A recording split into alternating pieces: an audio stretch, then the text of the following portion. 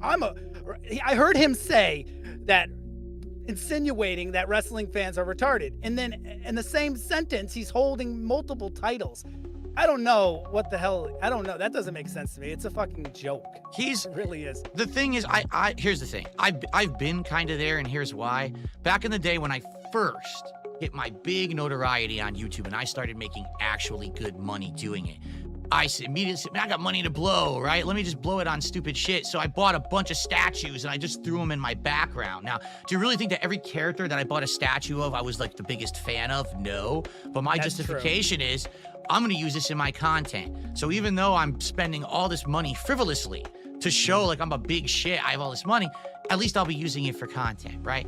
But the truth of the matter is, I was a gamer. I like superheroes and DC and Marvel. I'm not gonna buy a bunch, like I didn't buy baseball memorabilia and put it behind me because I don't give two shits about baseball. I'm gonna spend money on something that I like.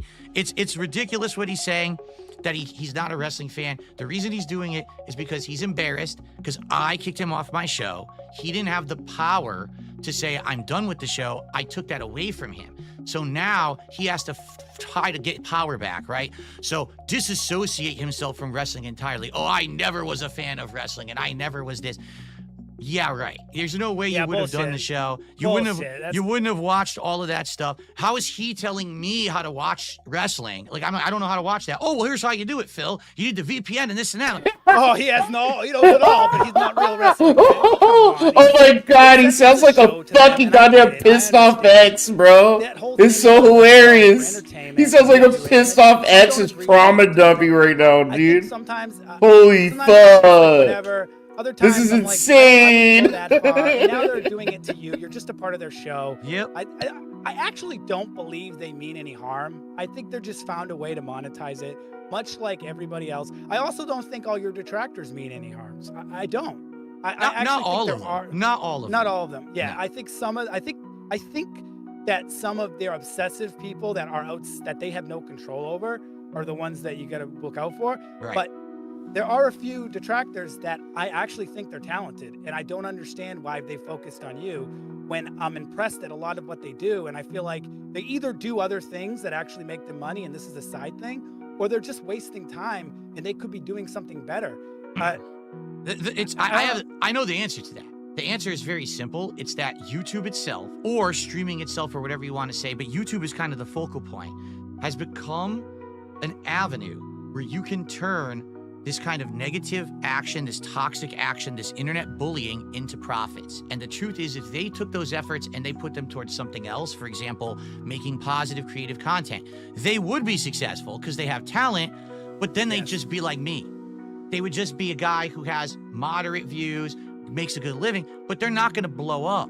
They're not gonna be, I got all these views, they have realized there is a select group of maybe 1,000 people on the internet that have actually grown up hating DSP and will throw money at anything that's anti-DSP. It doesn't matter if it's coming from one of my mainstream detractors, if it's coming from Stuttering Craig and Side Scrollers, if it's coming from Steve Cambrian and his fucking show that came out of nowhere, or if it's from Kino Casino or anything. As long as it's anti-DSP, these morons throw money at it.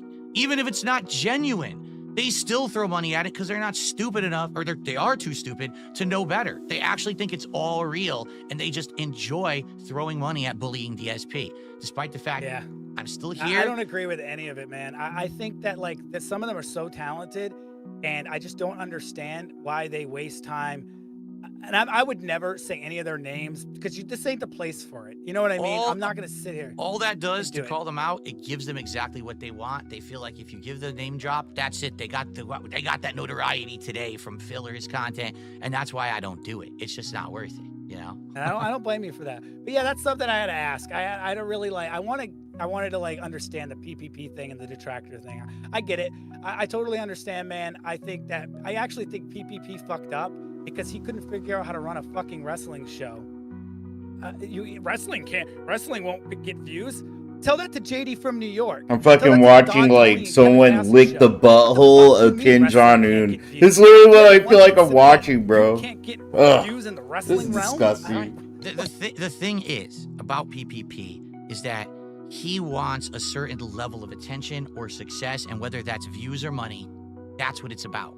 even if you're having a show that you're having fun, right? I had tons of fun doing that show with him, but it gets to the point where, well, we've got a shill now for an hour. Like, well, no, we really don't. We don't have to make $600, $800, $1,000 a show. I don't need that. But he's used to that. Like, to him, he's going to turn on the camera. He's going to start broadcasting. He wants to make a ton of money. And so that's why we had these giant bloated segments of him screaming at the audience, come on, open your wallets and do this and that. I didn't ever want that for the show. For me, this is something cool to diversify my content and to get back into something that used to be one of my hobbies. I think it's been a good show for the last 3 months. I don't know about the audience. It seems to be the consensus. People like the show. They want the show to continue. That's why I'm still doing it. But to me, yeah, if I have an off week where I don't even make $100, it's like not a big deal. But to him, so that's what I mean. Like, he couldn't just focus on wrestling. How are you going to have a successful wrestling show when you're not just focusing on the subject? When you're pulling yourself into drama over here and bullshit over here, you just have to make it a good show at wrestling first, you know? And here we are talking about it, but like at the end of the day, I feel like PPP was a huge part of your show for a lot of weeks. So like it inherently involved drama, but now that that's out of there. If it wasn't for PPP, Smart Guys wouldn't even be a thing. Okay, it wouldn't even be a thing Phil's doing right now. PPP is Smart Guys. Fuck. And he may say, "Oh, I don't care," and then care. Jesus fucking Christ, bro. He comes in and what the fuck? I mean, make up your mind. But at the end of the day, he's gone. Chat's right. We don't need to dwell on it. It is what it is. It's not that we could change.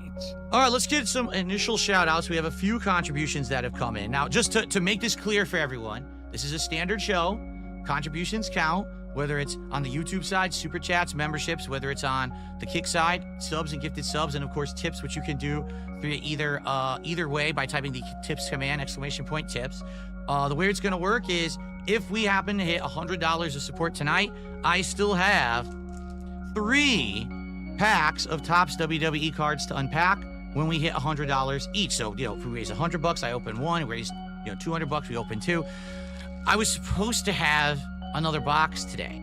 I wanted to have more than 3, and they didn't deliver it. They bumped the delivery a day with no legit explanation.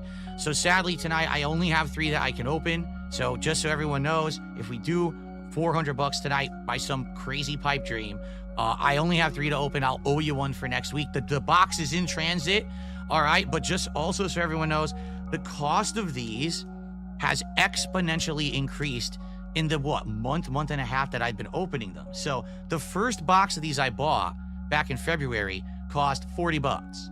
The second box of these that I bought cost a little over $50. This box that's coming tomorrow was over $60 with tax and shipping is over $70. So you're saying this is worth more than $10 apparently. This one pack of 4 cards. So what's happening is the whole collector's industry is just exploding right now, and things are being massively overvalued. It's insane. I just found out, so back in 2008, I got the special edition of GTA 4, and they gave out 2,000 baseball bats, the silver bat, the iconic baseball bat, and it had the Rockstar logo at the bottom, the name on it. That's worth almost $1,000 on eBay. So It's like, what the hell? I don't even know where it is in my house, but I have it. People are literally telling me that these little figures that I got in a McDonald's adult Happy Meal yesterday are going on eBay for between $15 and $20 each. It's like, what? You can get them now. You can get it at the store, and they're selling. People are buying them for $15 and $20 off of eBay. Like, what are you doing? People are just nuts in the modern era with these collectors things, man. So this says the guy who bought so many collectibles that he had nowhere to put fucking a basic coffee cup. Bro, collectibles all over the walls, the fucking tables, everywhere. This fucking guy. Ugh. Final packs will arrive in the next week. That'll be the box to take us through WrestleMania. And then quite frankly, after that, unless these things start becoming way more available, I think that's going to be the final box. I don't think I'm going to continuously spend, hundreds of dollars on a box of these now. They're nice. And by the way, the Chase card is in one of these 3 packs. We've only seen one Chase card before, which was the Nakamura card, and that was over a month ago. So we may tonight, if we hit $100, we may see a Chase card, which would be cool, but let's see what happens. All right. So let's get to shout outs now. We start with a few tips here tonight. Our first contribution is a $5 tip from Slayer. He says, I can't wait to watch the show tonight on demand and see who the second co-host is. So he doesn't know. He doesn't know who the second co-host was. Shout out to Slayer, by the way. Overall, both shows this week were good in my opinion. I liked the triple threat signing on SmackDown with the big reveal at the end. For Raw, I like the John Cena promo again, and the Gunther and Uso brother beatdown is good. The women's title match was predicted to be that way, probably leading to a triple threat match. NXT this week was also great with great matches, and there was like cinematic stuff as well. Again, the NXT stuff, I haven't even dabbled in yet, and I think maybe that's something long term. If I could decide to continue this show past WrestleMania, maybe that would be something that I would be interested in doing, is actually checking out the NXT. But with the two shows, just between watching Raw and SmackDown, it's a lot. And then you got to take notes too, and then you add NXT to it. It ends up being, I get what you're saying, especially since you stream all day. Right. Like, it becomes like a job, and it's like I already have a job. I don't need to have a job on top of a job. I want to just kind of enjoy the wrestling. So I think I prefer just to kind of watch the Raw and SmackDown for now. And of course, I will be watching WrestleMania in its entirety to cover that as well. So thank you, Slayer. First contribution of the night.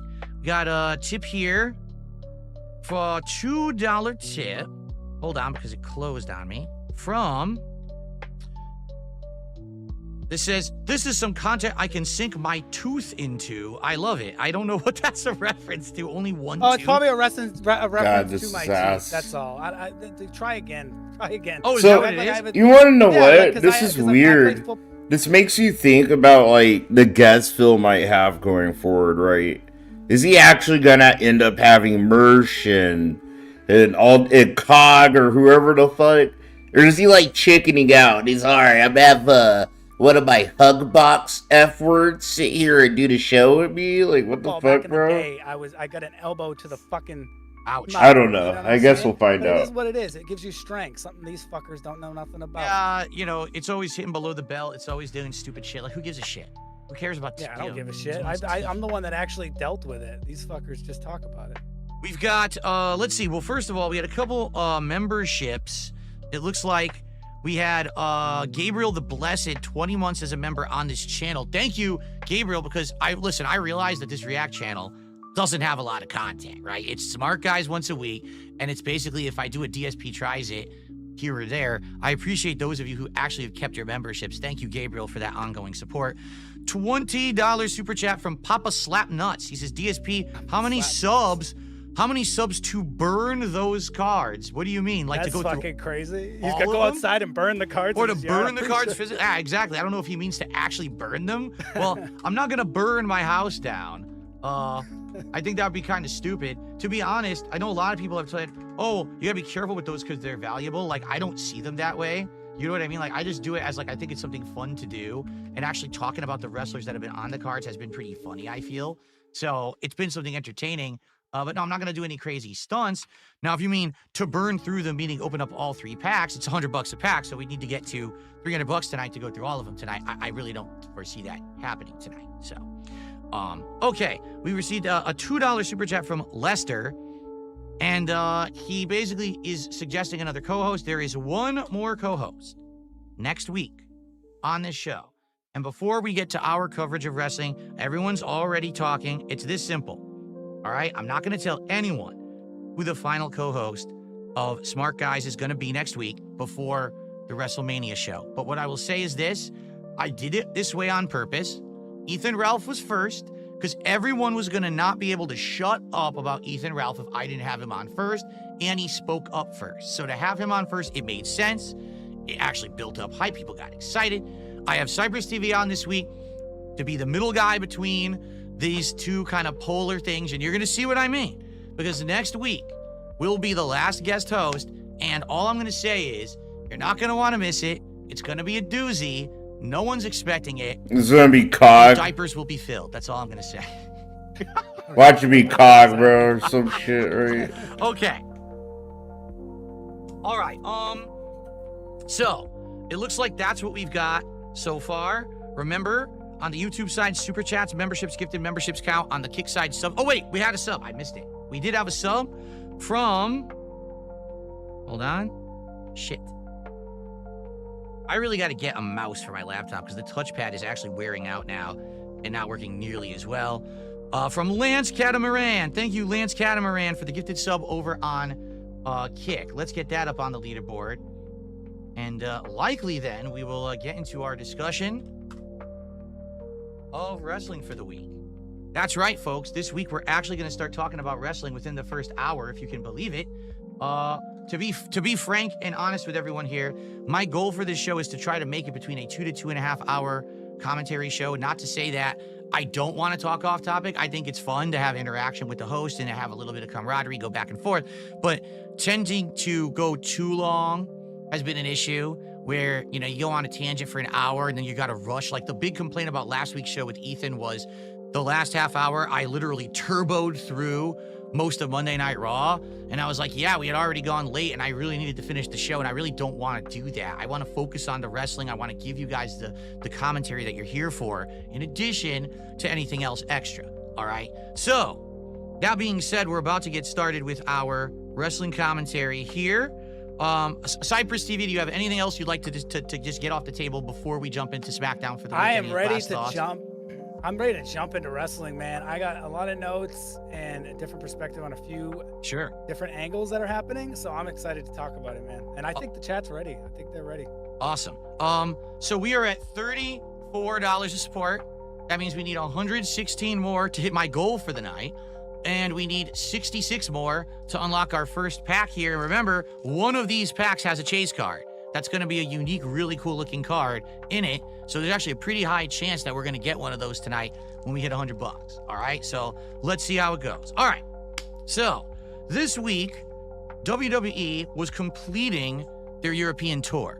And after having been to Bologna, Italy, and across all of Europe, they ended in jolly old England, in London, in the O2 Arena, for not one, but two completely different shows, which was kind of cool. I couldn't remember. I was trying to think in my head, when was the last time that WWE actually did that, like back-to-back shows in exactly the same venue? And I think they've done like a WrestleMania and a Raw, but I couldn't think of like a SmackDown and a Raw like that they've done like that. So those fans must have been psyched and excited. That weekend probably was so exciting to be in Great Britain if you're a wrestling fan. I'm sure there was events going all over the place. The British wrestlers were probably going crazy with indie shows, you know.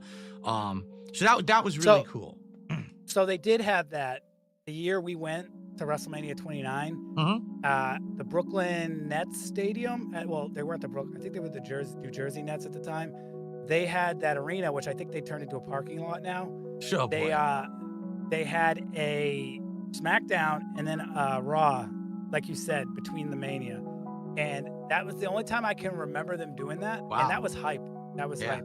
That whole weekend, that weekend was nuts because, you know, the New York, New Jersey area is a hotbed for wrestling, and there were so many. What up, Dav? It's good to see you, man.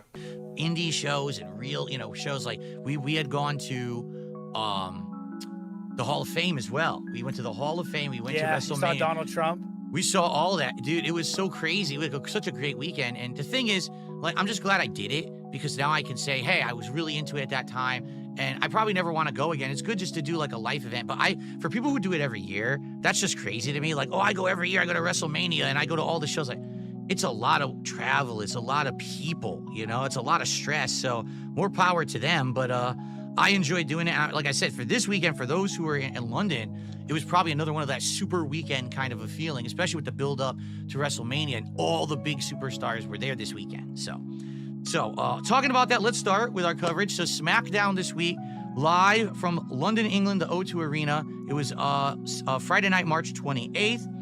And so the first thing that was announced is that there was going to be the contract signing between Seth Rollins, CM Punk, and Roman Reigns for their upcoming triple threat, one of the co-main events of WrestleMania, which is weird because... You're working on a video game? Like you're making one? Or you're like playing one, bro? Sorry, it's the way you said that. I was like, wait, you're making a video game? That's fucking dope. Those matches in the main event? So I have a theory on the Jey Uso thing. I've been saying this since literally he won the Rumble. I know, this is gay as fuck, bro. The show with that match because I'm gonna do my due diligence, bro. I'm gonna endure it. The crowd goes crazy at the opening of Mania. I don't know if it's gonna be night 1 or night 2. Trust me, there's a small part of my head where I'm like, bro, this was a mistake. If you go over to it, it helps the case even more.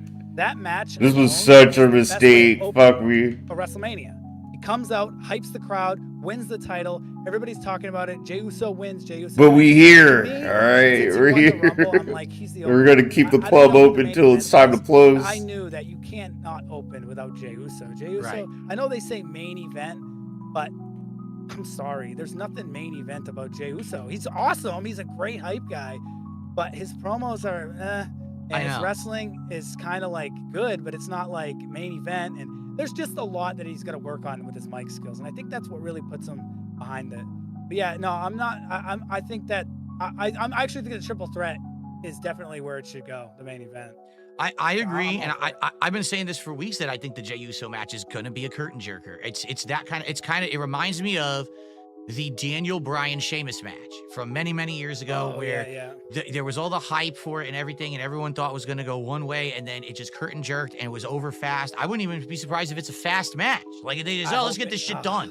Just go quick right through Gunther, which will suck for those of us who are Gunther fans. But I'm getting that vibe that this match is not gonna be anything exciting or hype like they originally built it like it was going to be, because now you're seeing all of their focus is going towards all the other matches that are going on. That just seems to be what they're going toward. I do want to say thanks to Sarah and thanks to Andy. They popped their membership messages. I didn't call them out right away, and sadly, I don't know, for some reason they're not showing up in my queue, but thank you for re-upping your memberships tonight on the show. Okay. I did see Sarah's comment, and I do appreciate that. Thank you. I think she complimented you. Yes, I think she said good stuff about you. Also tonight, Charlotte versus Mishin. Okay, sure. I don't know where that came from, but Charlotte versus Mishin tonight. She needs a match. I guess she needs a match. And they're saying that B-Fab will be by Mishin's side, and I guess that kind of makes sense because B-Fab and Charlotte had an altercation last week backstage. LA Knight versus Braun Strowman for the U.S. title.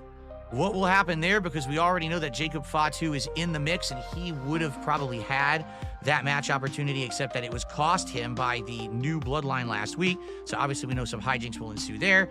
And Cody Rhodes will be curtain jerking tonight. He'll be out there first, apparently. So, but nobody's second show in a row that Cody's opening. I mean, they're really banking on the hype of Cody, which is fine. I like it. The second show in a row. Yeah. So here we go. So the show opens, and the London Arena.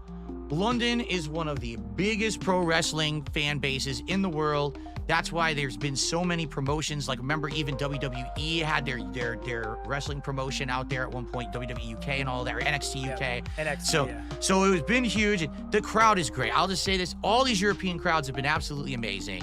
The London crowd is no exception. They are into wrestling. They are so excited. And to be quite honest, next week, they're back in the U.S., and I'm wondering, is it going to be like a big deflator now? Because we've had 3 hot weeks of European crowds. Are we going to go back to the crowd not paying attention? You know what I mean?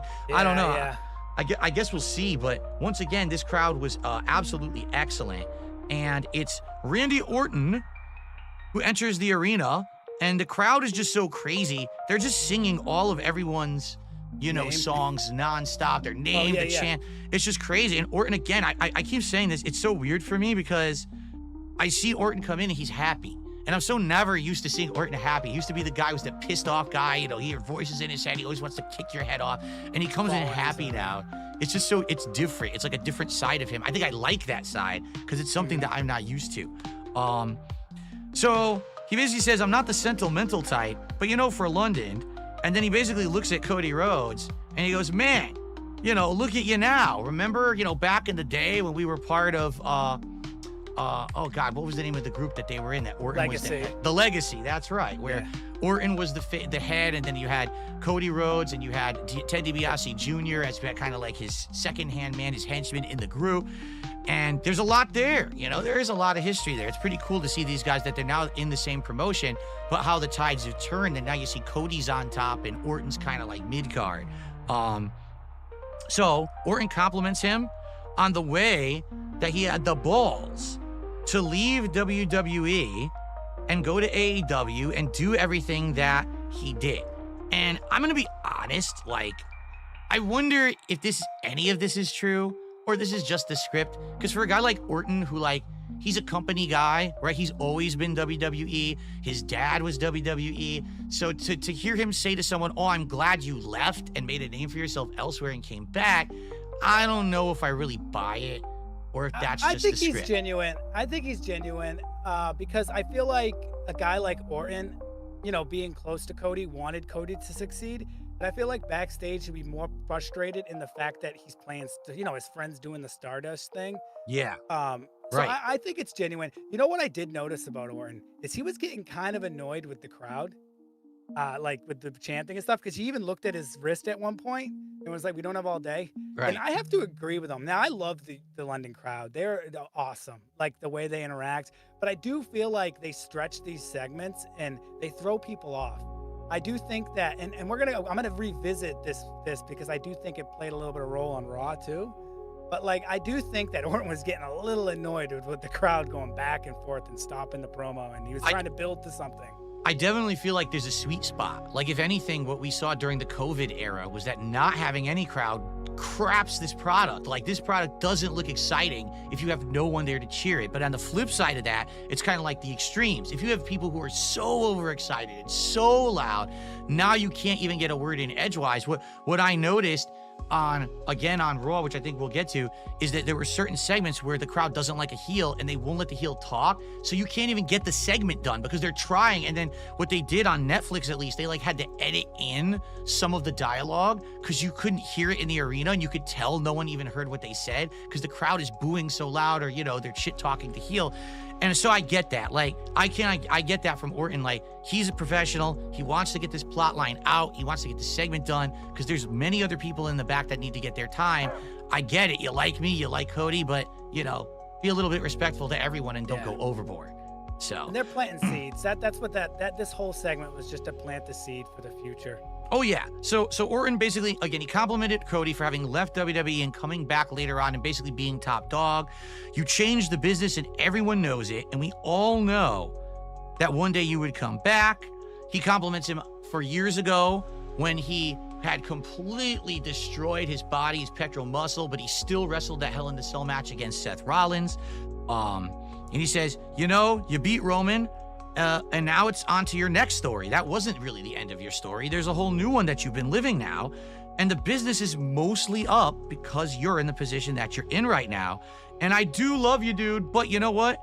It is WrestleMania time. And just so you know, after all this dust settles, I'm going to be the one next. You know, I'm the one next in line. Look for me to come after you because unlike your current opponent, John Cena, I'm not going to be kicking you in the balls. I'm going to look you in the eye, tell you I'm coming for you, and tell you that I'm coming for that title. So definitely planting seeds for sure of things to come. And then as soon as he finishes saying that, as if almost perfect timing, Drew McIntyre enters. And again, I'm just going to say it week after week. This guy, it seems like they want to like push him into this important picture and super important. Like, he's out here with Cody and with Orton, two of the top guys. But is he even involved in anything important right now? No, he's in this kind of throwaway feud with Damian Priest, right? Yeah. And are they going to have a Mania match? Is that official? Because I don't remember seeing like an official graphic for it. I think what it is they're just going to keep building this up, and then that might be one of the last things they announce is that, there's going to be a grudge match. Damian Priest. What game this is? It's Guns of Fury, bro. It's like a Metal Slug clone on Steam. It's pretty dope. Baby's in the ring. This makes me sick.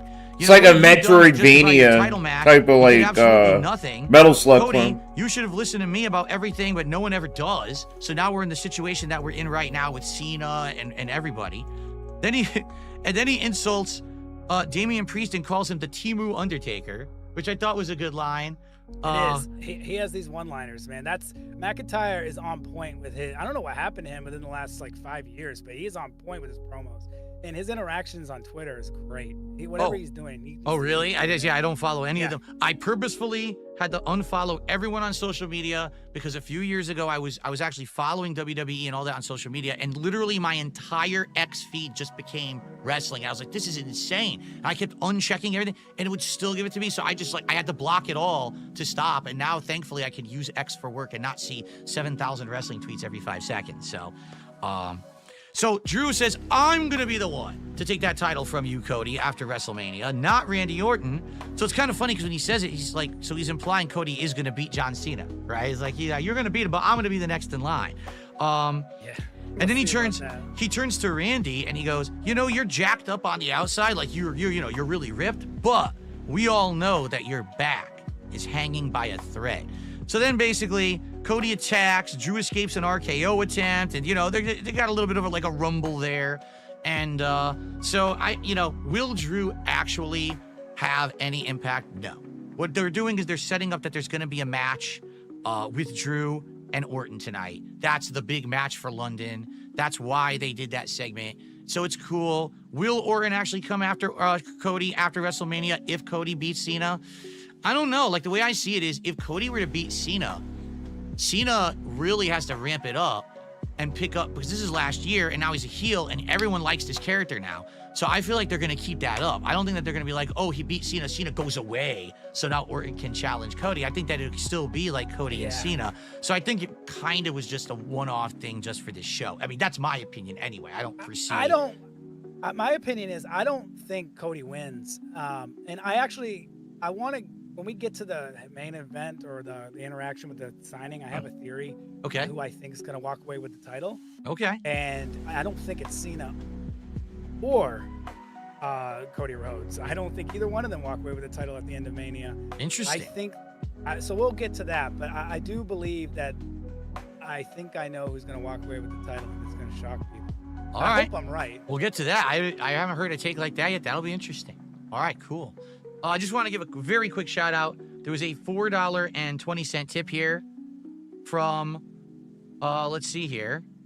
It says, I want to give props to Cypress for going on this show and dealing with assholes in chat and stride.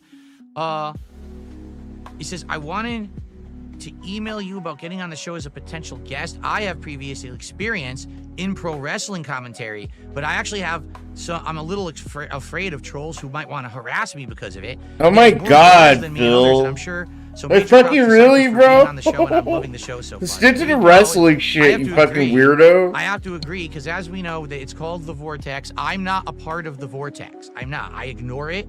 I don't want any interaction with it, but the Vortex 1,000,000% is real. These people on the internet that are nuts, that follow me around, that stalk me, and any kind of interaction that I have. Here's a special guest, so in case you missed it, the special guest is, he's a dithead that some of you guys have probably been banned by in Phil's channel, bro. He's a fucking mod, bro. So literally, it's just like a dithead hug box tonight. It fucking sucks. Cypress TV, major props to Ethan Ralph last week, and our guests next week, who are going to actually be taking this on in this capacity, and what comes with it, but we'll see. Hopefully nothing. You know what I mean? Like, I really hope that no one gets any harassment out of this. It's so stupid. It is unfortunate. That is like McDisky said in the chat, the downsides of streaming. It's really the downsides of anything. When you're successful, it does bring hate, and there's levels to it. It sucks. It's just I'm at the worst level, basically, Yeah, I guess. As Keemstar said, level 1, I guess. Although Keem's been getting a lot of hate too, so it is what it is. They all know. Everybody knows. I'm trying to get the chat back open because it crashed on me here. But so coming up next on SmackDown, they announced it was going to be the Street Profits versus Pretty Deadly. That match had been set up previously where Pretty Deadly had won the #1 contenders match. And so it's Pretty Deadly comes out to no reaction. Have you noticed they really want to get a reaction? They dressed like the flag. There was a little chant going. There was a little bit of a chant going during the match, but that was probably the deadest reaction I heard all night. These guys. What I was gonna say was, #1, you're right? They're from there. They're like hometown boys. #1. #2, apparently they were really popular on NXT from what I'm to understand. Like when they were coming up, people liked them on NXT. But for the little bit that I've seen of them since I've been watching SmackDown now, you know, for a few weeks, I don't see the crowd ever reacting to these guys. They're good wrestlers, don't get me wrong, but I don't think the crowd's really into their character. Compare this to like Fandango over a decade ago, where he was the flamboyant dancer, and he was Remember, so like at WrestleMania? over. That song at the that was so over. And that's what maybe that's what they need. Maybe they need something catchy. I mean, let's be honest. These catchy songs, like Seth Rollins' song, makes people sing to this guy every single week. So maybe that's what they need, because their songs, you know. You notice Pretty Deadly does all their segments backstage. That's usually a red flag when it comes to talent. Yeah. Because if they were over, they'd put them in front of the fans. It's just that's how they've always worked. That's a good point. So the match is Pretty Deadly come out to this full disco ball dancing, you know, crazy intro. They've got the flags. They're the hometown boys and all of that. The match is pretty good. There's back and forth between the two teams. Pretty Deadly basically kind of focus on a lot of flips and athletic moves. I haven't really seen them that much. Only a couple matches so far. Definitely. Yeah, one of them was hurt. Forget which one. One of them got hurt. The Street Profits just appeared out of nowhere. Like they were doing nothing, and next thing you know, they're like the best tag team in wrestling, aside from the champions over on Raw. But like, yeah, like I don't know what the hell happened. Like all of a sudden, they're over and they're winning. Like I like them. They're a good tag team. Street Profits, always appreciated them, but man, out of nowhere, it's like there's no rhyme or reason. They're just over now. Like, yeah, and it's been such an acceleration, because remember when they first returned, they shockingly came in and beat everyone up with chairs, and you're like, oh, they're heels. Then all of a sudden, like within 2 weeks, they were the faces, and everyone's supposed to like them. It's like, what? Like, what was no rhyme or reason. This really, really accelerated, weird push.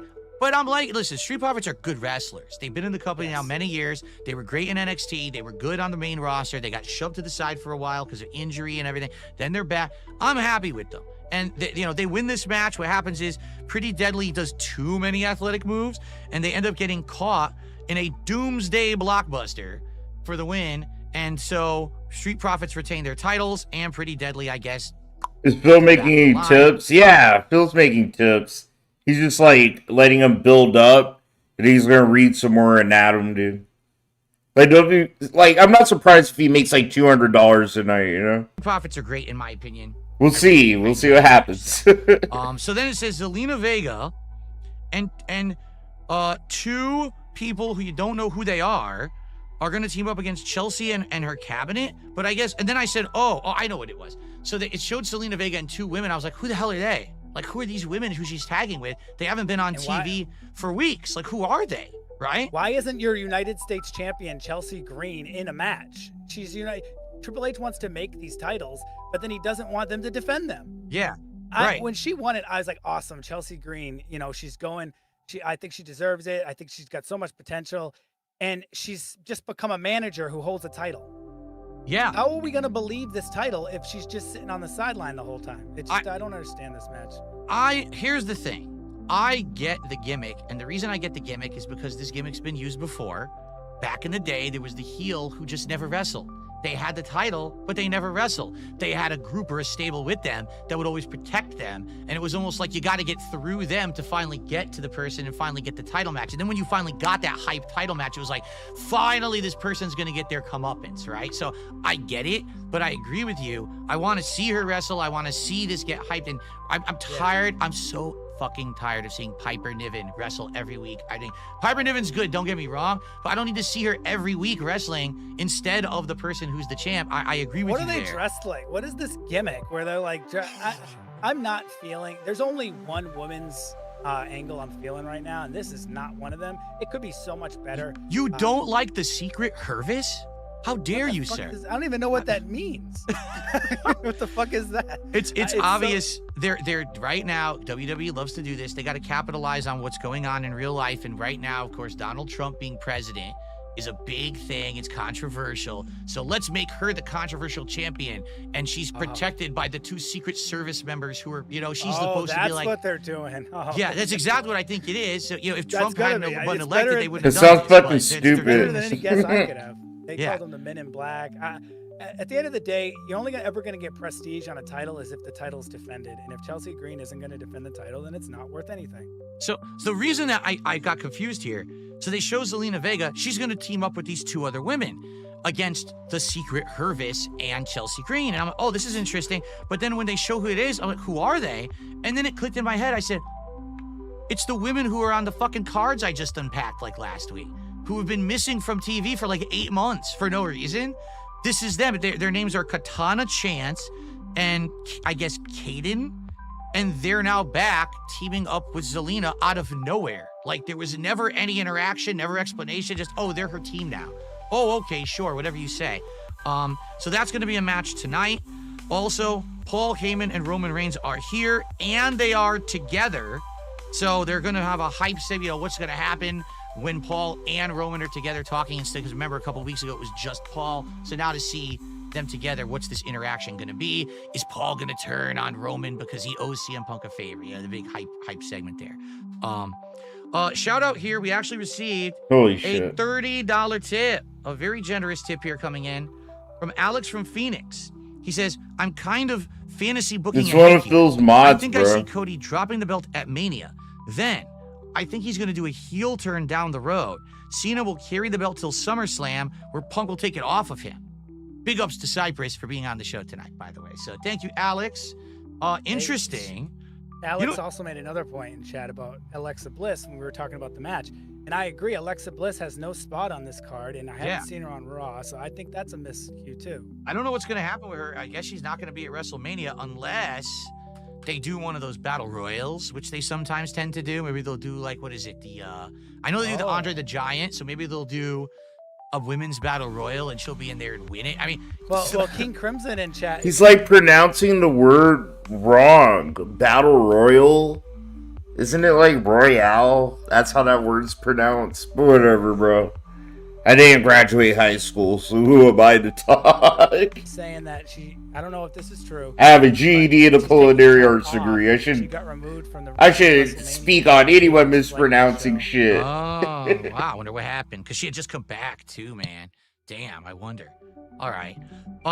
So, by the way, guys, we're currently at 60. Hold on. I just had it open and I closed it like an idiot.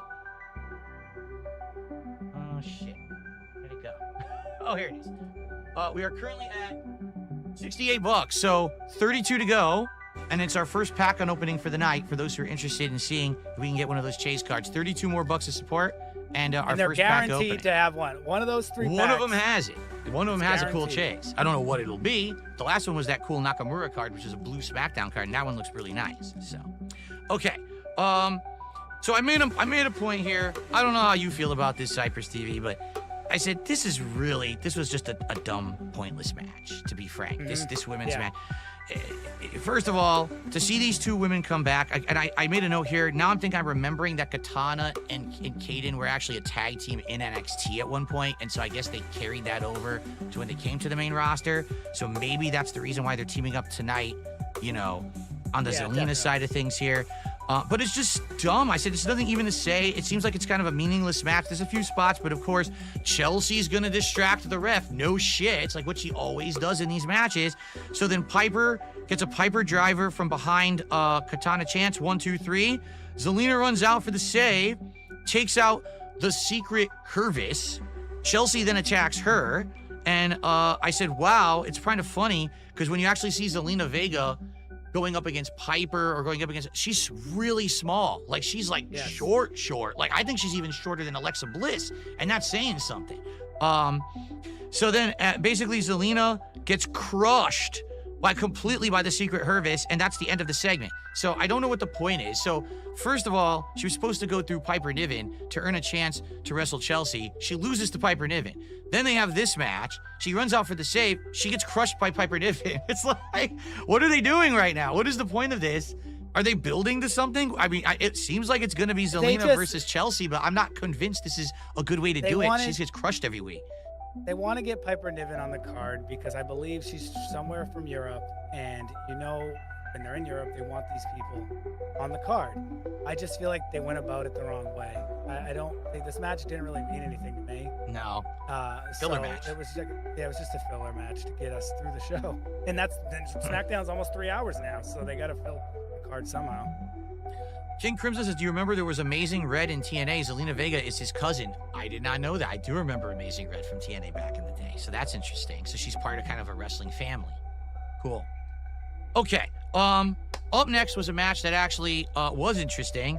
Braun Strowman versus LA Knight. LA Knight defending his U.S. title. And, each of these guys showing their different styles. You got Braun, who's the big, brawny, strong man, while you have LA Knight, that's kind of more of like a rock character, charismatic, big, choreographed, broadcast moves. Braun early on dominated LA Knight in this match. Then LA Knight finally, after a while, started to get some reversals, and he tried for his, flying elbow drop that he does from the top rope, but it was an easy kick out for Braun, who just kind of tossed him right off after one, so he's not going to get away with any kind of a cheap, easy win here. Strowman Express gets interrupted by Jacob Fatu, and the whole match ends. It's like, wait, what? They didn't want to give us that Braun Strowman LA Knight match. They had to end it somehow. Listen, what is your thoughts on LA Knight? What do you think about his character? Because I know like he blew up in middle of last year. Yeah. So you get a ripoff vibe, right? From what I'm to understand, okay, when he came into WWE and he first hit NXT, people were refreshed, right? Because you haven't seen I didn't fall asleep. I'll be right back. Larger than life, almost attitude era style persona in a while. We do have big guys, but it's like Cody Rhodes is not attitude era. You know what I'm saying? Like he's very PG. And this guy, he has that mannerism. He talks slow. He has the one-liners. He's got that kind of smack mouth attitude. I get that. Okay? Then when he came to the main roster, they changed his character entirely. They turned him into some freaking sissy guy or whatever, and no one liked that character at all. No. So then he tanked, and then they decided at some point down the line they were going to change him back to the LA Knight character and let him do his thing, and apparently it worked. All right? So I'm not going to sit here. I'm not going to crap on this guy. If he's making this gimmick work in the modern era when everyone else has decided to move past that style and he's still making it work, good on him. He's found his niche. He's found where he's going to work in the card and with the style of wrestling that he does. But personally, I like it, but I find it hard to love it when every time I see the guy, I feel like that's Rock again. Or he's trying to be Austin again. I get that vibe every time that he's just trying to copy people who've come before him, and it works. And the thing is, the audience is so young. They aren't letting him do it enough, though. The thing is, they're not letting him do it enough now. You notice that? They kind of pulled back a little when Mania started coming in motion. You know, he doesn't get those one promos in front of the crowd anymore. He kind of like has to come to the ring real quick. And his part of his gimmick is on the mic. And when you're not giving him his go-to gimmick, it's just a guy coming out. I could fall asleep to this shit if I wanted to, bro. You got to give him the mic if you want him to live the gimmick. I guess it doesn't really help when definitely we're playing the right music to fall asleep to shit. So because of that, he's not going to get those giant moments. It's always going to be him interrupted by this guy, then this guy, and it's all the big spin. It's not just him and one guy facing off, allowing him to have that one-on-one rivalry. And maybe that's why now we're seeing that it loses its luster when it doesn't have that classic mano-a-mano feeling, you know? Yeah. And it sucks because this was a good match. Let the match end, but no, Jacob Fatu comes in, he stops the Strowman Express. So there's a DQ immediately. Then he does Samoan drop onto the announce desk, so he's beating the crap out of Braun. LA Knight tries to stop him, but then Jacob Fatu Samoan drops him as well, and then he repeatedly crushes Braun's head again and again and again, just like he did back in January, right before the Royal Rumble. So it's kind of like a callback to that Raw in January, where he got bloodied.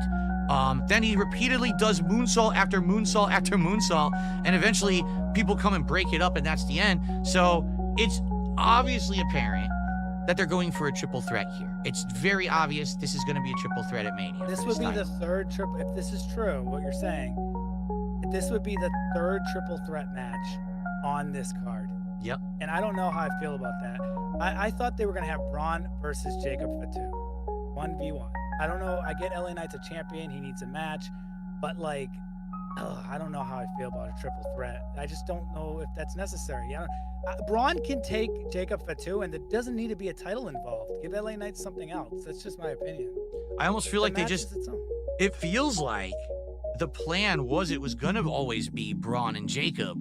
And then at some point, whatever they had planned for LA Knight fell through, and now they have to like toss him into this because they don't have anything else for him, and he's a champion, right? They need something. Nakamura's out of the picture at this point. Like, they crushed his ass a couple weeks, so now he's not going to be anything in this. So, yeah, I agree, and I do think at this point we're stacking up to too many triple threats. We have like triple. How many of these matches are going to be triple threats at this point?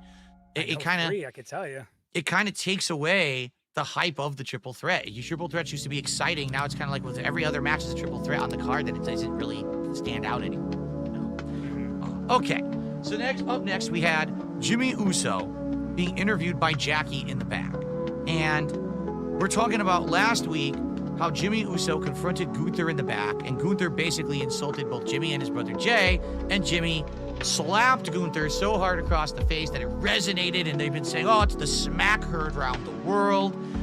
So basically, Jackie asked Jimmy about this, and he says, well, the ring general can be got. I'll get him on Raw. And then Jimmy's gonna get him on WrestleMania. And I guess what they're insinuating here is that because it's SmackDown, Gunther's not on the show, but Jimmy is gonna be on Monday Night Raw to wrestle Gunther, even though Jimmy is a SmackDown talent. So here we go with the weird, what's the point of having two shows? Everyone's crossing over. It's really confusing, okay, whatever. Out of nowhere, The Miz and Carmelo Hayes are back together. When did this happen? Like, did I miss something? Because they were together ages ago, but then Miz was with Karrion Kross for a while. Then he wasn't with Cross anymore. Carmelo Hayes was by himself for a while. Now he's with Miz again. Like, okay, if you say so. I guess, they don't know what to do with Carmelo Hayes, and it's unfortunate because he came in. They had this big promo for them. He was going to be this huge SmackDown signee, and they haven't done anything with him. I don't understand what they're planning on doing.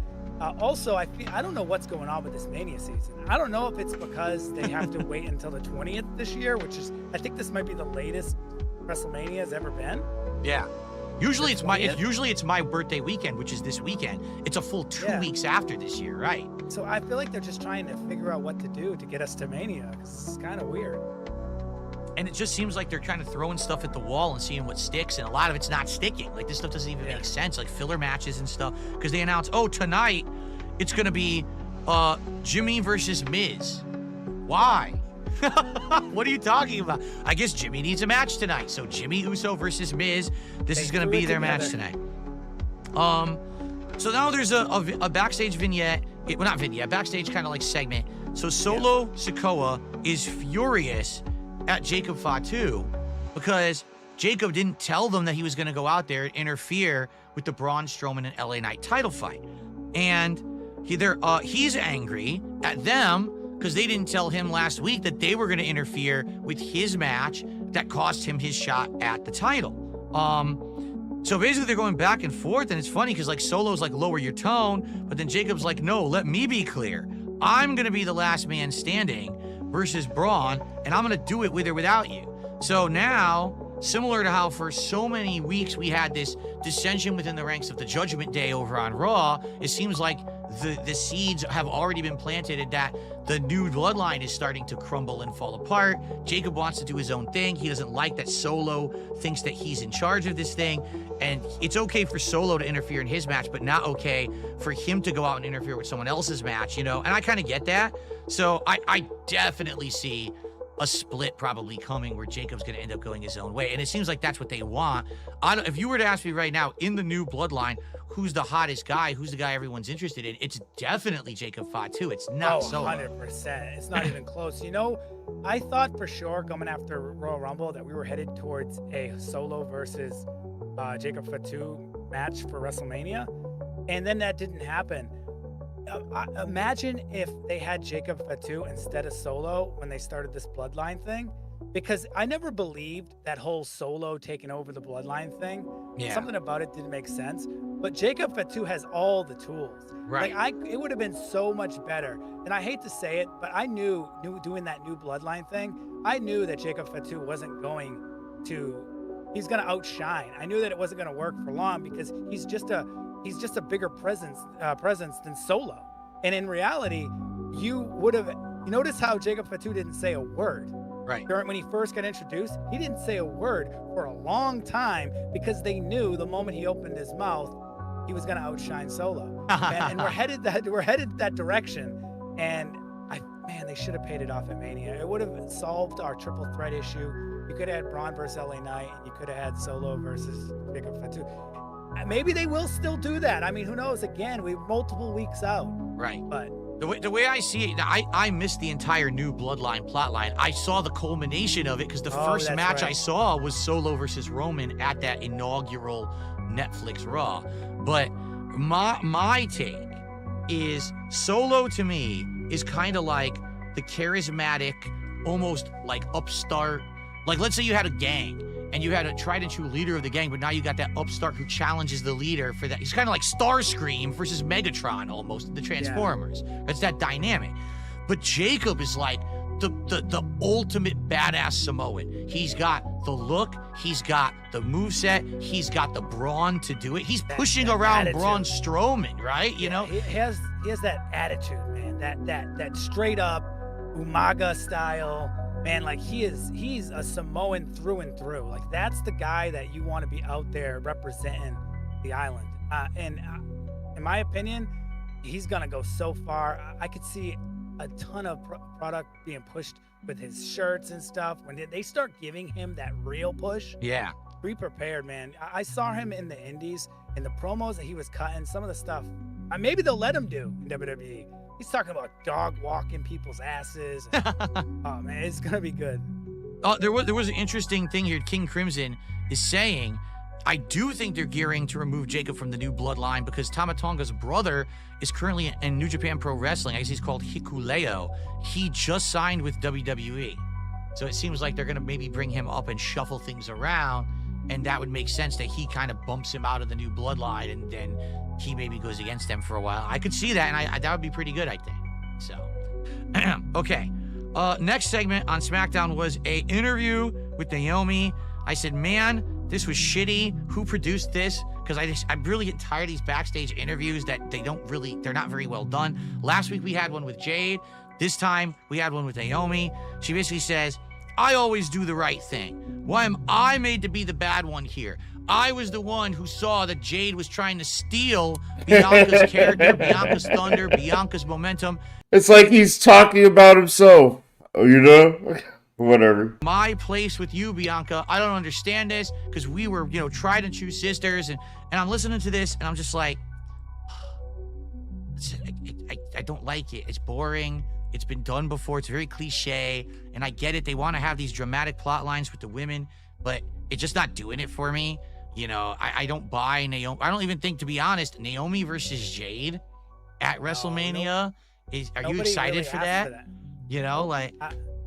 I wanted to see Jade versus Bianca Belair, and we're getting Naomi versus Jade instead. So I'm already like, But and Naomi's not glowing anymore, if you notice. She's now her new character, I can't believe this is actually her new character. Her new tagline is proceed with caution. And she's wearing an outfit that's made of caution tape. It says caution. It's tape that says caution on it. I was like, oh God. This, so this is going to be the cringe segment. This is going to be the pee break during WrestleMania. Everyone get ready for that match so we can all get up and get more snacks, It's totally ridiculous. I don't know what the fuck they were thinking with that thing. That's something straight out of the 90s. That's from your generation, Phil. Yeah. That's from the new It is. generation. It absolutely is. And they call back to this stuff from time to time, and it's like, geez.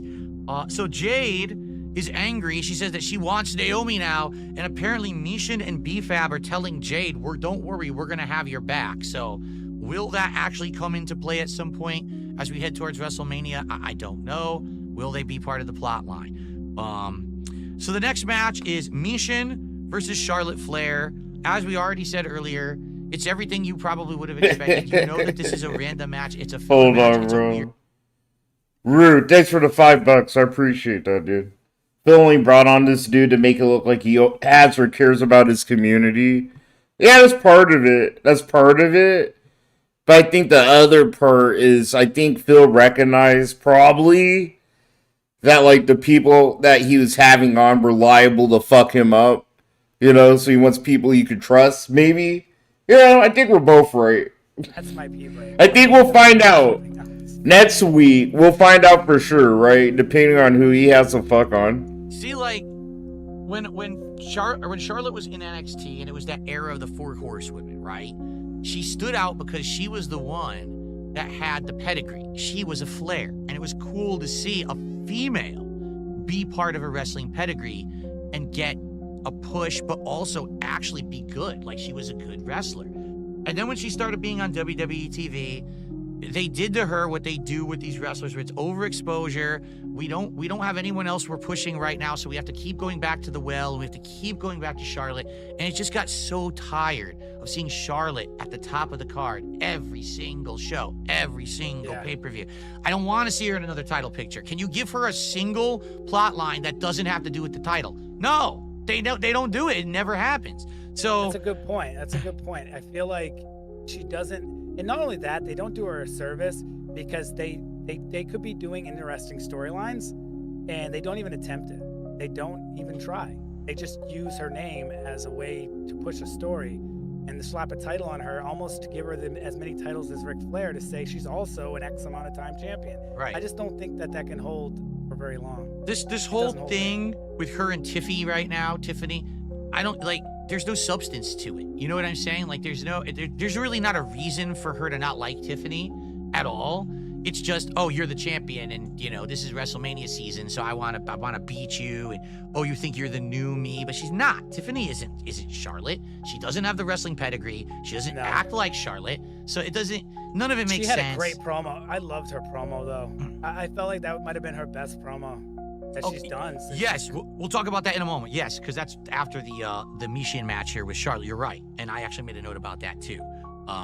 So the Michin versus Charlotte match, basically, it starts and they're having a match, and all of a sudden, Naomi runs out and attacks both B-Fab and Michin. Jade runs out for the save.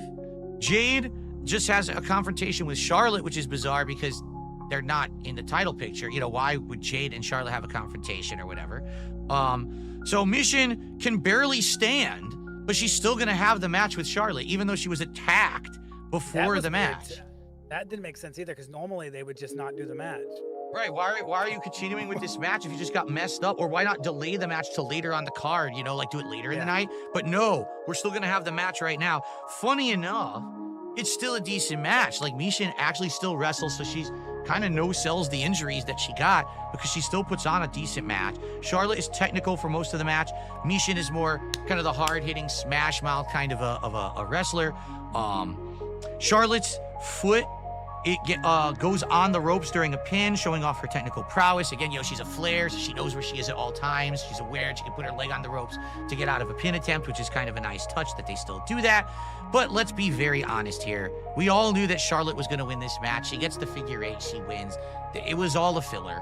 So, you know, it seems like Michin now might actually be going towards the Jade plotline with Naomi, but which is weird because Naomi doesn't have a team. Like, it's just her. So I don't know why she needs to have her back or whatever. I don't know, but that was shoehorned in. I didn't like how forced that felt. The whole backstage segment with her just suddenly being around them. I don't know. To me, I hate when WWE does that forced stuff. It's so obvious. So now let's talk about the Tiffy interview. What did you think about the interview? Because I said here, man, number one, with her just doing a solo interview, it came off way better than this head-to-head interview they did last week of Charlotte versus Tiffany. And because there was no one countering every word she said, she got to kind of finish what she was saying. Her plot made sense. Last week, she was just starting talking about splashing water and shit. I didn't know what the hell she was talking about. This week, at least, she came off as competent, right? So I think that they did the backstage thing again. The same thing they do with Pretty Deadly is that they like to protect them so that she has a little bit of a less, I guess you get less of that feeling of the crowd over you, watching your every move. You kind of like loosen up a little. Yeah. So I do think that's a smart decision, and she is a good talker. I think she's getting away from that Tiffy time Barbie gimmick, and I think that's a good choice, because I almost feel like getting away from that is going to help her, because a lot of what she was saying was real. It came from the heart, and she always does that fake shit. So to me, I think I just liked it. And then you got Flair. She always has to like get her words in. Having her shut up for a few minutes, just let her talk, was really nice. It might actually have me excited for the match. But we all know Tiffany's not winning that match. I just don't see that. It's silly, because here's the thing. I can definitely see this. Tiffany got over with the Tiffy time gimmick, but then when she becomes the champion, do you really want a champion who's like that kind of Barbie gimmick? I mean, no. You want someone who's more serious, who's taken more seriously. So I feel like they did kind of almost force her to drop it. But now exactly what is her gimmick? That's the question. And I've been watching SmackDown now for about a month. I can't answer that question. All I know is she's the one that Charlotte wants to beat at WrestleMania. Like, that's literally all I can say, because they haven't done a good job of building up her side of this equation. The whole Charlotte side is, well, I've got the pedigree, you're the next me trying to be me, and I want to take back what's mine. I don't even know what Tiffany's new character will be or is. I'm confused, and I knew that her gimmick was Tiffy time, but she hasn't done that. So, no, she hasn't. Yeah, I don't know. We'll see as we get close. We still got 2 more weeks to build up to WrestleMania, but at this point, I don't know. Again, that's a match that, like, I don't really care, and I agree with you. I think Charlotte's going to go over. If Tiffy wins, I don't think it's that exciting, even if she does retain, because we don't know what's going on with this plot anyway. It's kind of just confusing. So, okay. Up next, it is the Randy Orton-Drew McIntyre match. And I would say it is a pretty good match with good back and forth. Orton finally kind of gained full control at one point during the match. And then, of course, as the match continues, you knew it was going to happen. Kevin Owens comes out, and he starts to cause distractions during the match. And as he distracts Orton turns around, and all of a sudden, boom! Drew hits him with a giant Claymore, immediately pins him for the 1-2-3. So now Drew beat Orton. Isn't this like Drew's first like major win over someone in like ages, because he's jobbed at every match? And it's so weird because it's not even like a real win though, because it's another one of these interfere, lose attention, and then get hit endings, which is WWE's been doing a ton of these. Right. But yeah, you know what? I'm be real. I like the match. I thought it was good, hard hitting. I don't like how it ended, but I get it. Orton and Owens have been doing this little thing at the end of every match. Yeah. I think they're building hype. I do hope they change the angle a little bit next week, because I can only take this for so long. And so at the end, after the pin, KO tries to pile drive Randy Orton on the announce table. And this is hilarious, because this is just the week after KO had apologized to Orton for pile driving him back, in the fall and injuring him, and said, "Oh, you didn't deserve it." So what's the first thing he does when he gets his hand on him? He tries to pile drive him again and take him out again, right? So Orton escapes that attempt. Then he looks like he's gonna punt KO. So he's like, "Oh, you're gonna try to hurt me. I'm gonna try to hurt you." But KO escapes, and okay, so that's their little scuffle for the week. And of course, there'll probably be more of that coming up on the road to WrestleMania in the next couple of weeks. Okay, up next, there's a little promo that Rey Fenix is on his way to SmackDown, the brother of Penta. Now that's interesting.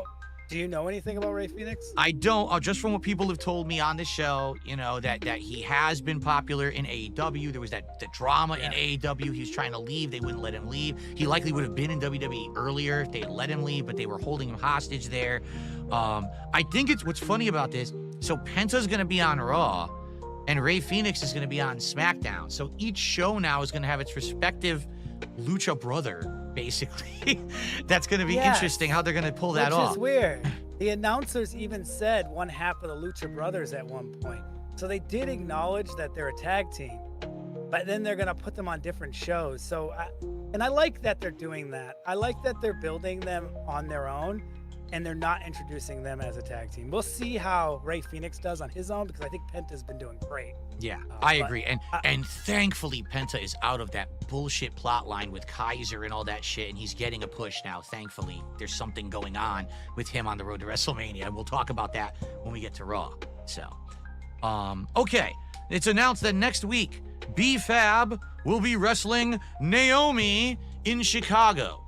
Now, for the record, Chicago is a hot wrestling crowd. Chicago is a very hot wrestling crowd, especially now that they've got CM Punk back. I'm excited to see how this crowd will react, because I was a little nervous coming off of Europe and going back to the US. But if it's Chicago next week, we're probably going to have a pretty exciting crowd for that. So, not to worry. For the B-Fab Naomi match, I'm not very excited. Just I don't really care about that match. All right, so up next, it's Jimmy Uso versus The Miz in this really weird match that doesn't seem to make much sense. At this point, I took a note here. This is just sad because The Miz is kind of like one of those enhancement talents. The only reason he's still in the company is because they need him for matches like this, filler matches. He's gonna let Jimmy go over because Jimmy needs to get momentum. He's gonna wrestle Gunther on Monday. But, you know, they say it's how the mighty have fallen, because at one point he was kind of like the ultimate underdog. He was the guy who came from freaking the real world and then ended up being a wrestler, and no one bought into him. But then he ended up actually beating Cena and having the title for a while. He had a bunch of good Intercontinental runs. He's the company guy who's gone around doing promos, doing this kind of PR work for the company. So he is like a big company guy. It just sucks to see, like, he doesn't really have anything to do. I'd like to see him at least do something meaningful. And since I've been watching this since January, he hasn't done a damn thing that's been meaningful. It's always a throwaway match. It's always a backstage segment that's crappy. And this is no exception, in my opinion. I even said here, sadly, this is just two low to mid-carders. They're just trying to get over. But it's tough because when you look at the plot lines that these guys have, Jimmy at one point was in better plot lines when he was part of the Bloodline, but as soon as the Bloodline fell apart, they don't have anything for this guy. He's just the brother of Main Event Jay. Miz, since, you know, those plot lines fell apart ages ago, he's just the enhancement talent. And I like seeing them wrestle. I like them as wrestlers, but I just felt a little sad watching the match. I actually started to feel bad for both of them. Like, I guess I shouldn't feel bad for people who are probably very rich, you know, and they're flying around the world doing this. Miz, but definitely, yeah, but still, I feel bad when I see these guys. I'm like, oh, just put them into something meaningful for this season. But I guess not. Well, I think The Miz is okay with his position in the company. I bet you he's probably feeling pretty good. But I do agree, he's still really good on the mic, and he has his own, like, the talk show stuff that he does. Yeah. I forgot what he calls it. What the hell does he call it? Miz TV. Miz TV, yes.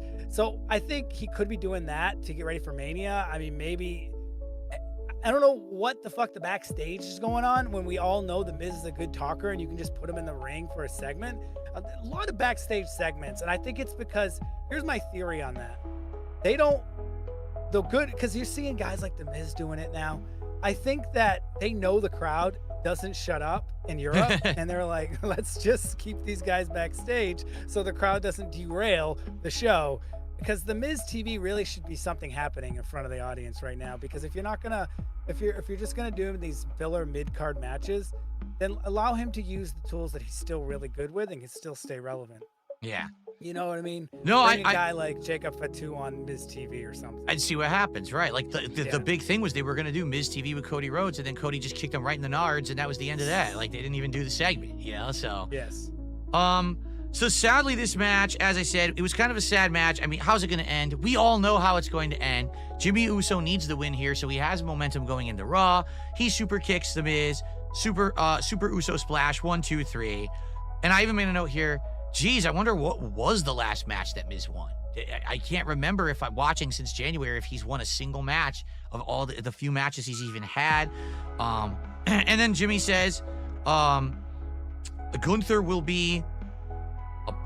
that Gunther will be demoted to a private on Monday. So he's not the ring general, he's the ring private or whatever. Nice one, Jimmy. So Drew gets interviewed backstage by Jackie after his big win over the distracted Randy Orton. And he says, you know, when no one screws me, I win. It's funny because it's like, well, yeah, but you know, that's because Orton got screwed. That's his gimmick is he's delusional. Yeah. He just lives that gimmick. He's right. He lives, you know, this great life of he's so big in his own head when he wins, but then he can't even really win unless he gets over like a cheap win like that. So he says, you know what? Priest didn't even show up tonight after I called him out, and then all of a sudden, Damian Priest jumps him. Like what? So there's a little brawl backstage, and then he's I guess he hit him with what was it? I forget which move it was, but he hit him on top of a car and it broke the car window. And he says, "Rest in peace, jackass." Yeah, he said, "I got glass in my eye," and I felt like Drew McIntyre sold that very well. I was impressed at how well he sold it, but that didn't. I'm trying to remember this segment, but didn't a guy come out and he was like, "That's my car," and then Damian Priest put him through a table? But Damian Priest is the face, so I'm so confused. I don't know. And again, like he definitely referenced the Undertaker jab that Drew had made on him earlier in the night by saying "Rest in peace, jackass." So he kind of like throws it back in his face. But yeah. Again, they're obviously building to a match. We don't know what match. It hasn't been announced yet. It's kind of like rushed. I don't know about this. Oh match. Shit. Yo, what's up, Gio? Hope you're doing good, dude. It's good to see you, man. Big contract. Long time no talk, my friend. Right, the big triple threat contract signing, and so bro, we're just kicking it, watching the same retarded shit we always want. Roman Reigns comes out. Now, there's something I've been mentioning on this show for about 3 weeks straight. Okay, I've been mentioning that ever since the match happened, the cage match between Punk and Rollins, and Roman came out. He interfered with that match. You know, he Seth won because of it, but he beat the crap out of both of them. He was wearing this YTC t-shirt, right? And no one's addressed it, but it's definitely said YTC, but his entrance still said OTC. Then the next week he came out, and his entrance still said OTC, and his shirt said YTC. I would keep bringing this up, and everyone's, you know, no one seems to really, like, catch on. All of a sudden, he comes out this week, his shirt says OTC again. I was like, what? What happened? This must be your. Maybe the shirt wasn't selling. He just I not gonna wear it anymore. I think it was supposed to be after he beat Solo back in January. Maybe the plan was he was going to be on the card more, and they were going to have him be your tribal chief because he won the Ula Fala back. And something happened where he just wasn't on TV for a very long time, and so because of that, after the Rumble, you know, he got attacked by Seth and all that. They couldn't sell the shirt, so then they started to like sneak it in, but he's not really doing the angle, so I guess they gave up on it for now. I would assume if they made the shirts, they're probably not going to toss them, you know, but maybe they'll sell them. Maybe this will be later in the year. His gimmick will be your tribal chief, but now they're back to OTC, the old tribal chief. So there's almost 10. I timed it, okay, almost 10 freaking minutes of chanting and screaming for the entrances. It was like a ridiculous block of just the crowd going wild while these guys are coming out, which again, I get it, it's London, but it is the main event of the show. Bro, Schedule 1 is fun, dog. It's fun. You know, if you've been in the Wii game like you or me, you know what I'm saying? It's full of a lot of like laughs and shit. You're like ripping people off, bro, for like 2 grams of weed and shit like that. Like charging 160. The game is fucking fun. This was his moment. Yeah, I'm loving Schedule 1, bro. Your tribal chief and all that stuff. And he says, "Sing to me," and he was soaking it in. He loved every second of it. Oh, unlike and Randy Orton, he kind of acted like the mob boss again. Like he's sitting in the chair. He's like leaning back, like he's in charge, head of the table again. And he hadn't been doing that for a little bit. So it was actually kind of good to see him kind of like slink back into that role. I like that. So up next, Seth Rollins came out, and of course the crowd sings his theme song again. And as everyone knows, I've said this already on the show, I don't really like his theme song that much. I do feel like it's kind of disjointed, and the only reason people sing it is because of the catchy part that they all know. So they start going at it. You know, they say, we have history here. 12 years ago, we landed together in a chopper, and we put Undertaker through a table right here, and we accomplished our mission as the Shield, you know? But, you know, that died a long time ago. and it's only been me here. I did all this work, and I made this place what it is today, and I took us to this level. I took us to Netflix and billion-dollar deals, right? It's your mindset that makes me have to keep screwing you. You let the biggest snake into our midst. So, of course, what Seth is talking about is CM Punk coming into the company and now becoming part of this main event picture. You had the chance to kill Punk at War Games, or you could have let me finish him in that steel cage match back at Madison Square Garden, but now I got to clean up your mess again because you couldn't do it. So then, of course, CM Punk enters, and here we go again with the entrance and everything. Can we just rewind a second Sure. to that interaction between Seth Rollins and Roman Reigns? Sure. Because there's a lot there. And I do believe that Roman Reigns is gonna get screwed. I've been watching wrestling long enough. My God. We keep hearing This game is fucking hard, bro. Like, you let this snake in, and he's gonna do this, and you're gonna regret this. And there's definitely something happening where Punk is going to screw Roman. This has been foreshadowed multiple times. I wouldn't be surprised if it happens during that triple threat match, but I see it coming because they've been saying it. So we'll have to see, but this is classic WWE. Yeah, something's gonna happen. Again, the big question mark is, where do Paul Heyman's loyalties lie? What is this mysterious favor that he owes CM Punk? How is it gonna come into play? Is there gonna be a double screw job, a triple screw job, right? Like, everyone's got a different idea of how this is gonna go down. And it's exciting. I like that. I like it when you have a match that's hype and you don't know what's going to happen. There's nothing worse than, like, kind of already, like, we kind of know Jey Uso is going to defeat Gunther. It's going to be a boring match because of that. Here, we got 3 top guys in a triple threat. The X factor is Heyman. What's going to happen? We don't know who Heyman's going to ally with, who's going to win, how this will now line up for after WrestleMania for title matches and the like. So, yeah, I do like this angle, this kind of question mark. So I love it too. And everybody, I'll get to the CM Punk idea in the favor, because you alluded to it just a little bit with allegiances, Paul Heyman. Everyone thinks that the favor has to do with Roman Reigns. The favor, he never explicitly said that the favor involves Roman Reigns. People just made this assumption. He said that Paul Heyman owes him a favor. He's been saying this. It's never been anything to do with Roman Reigns. So Roman Reigns could sit there in his chair and be like, main event, check. But at the end of the day, he never said that this was any sly at Roman. Right. So I remember a moment back during the lead up to WrestleMania 40, and Paul Heyman had 2 phone numbers. You might not remember this, Phil. You weren't watching. No, I wasn't watching, so I don't know this. Yeah. But he would be like, call Roman Reigns. And there was 2 times where he would say, call The Rock. So Paul Heyman has The Rock in his back pocket. And I know that CM Punk came out and said what he said about The Rock. You know, your stupid shit. But I know he said all that. But I would not be surprised if he tries to get Paul Heyman to pull some strings with The Rock.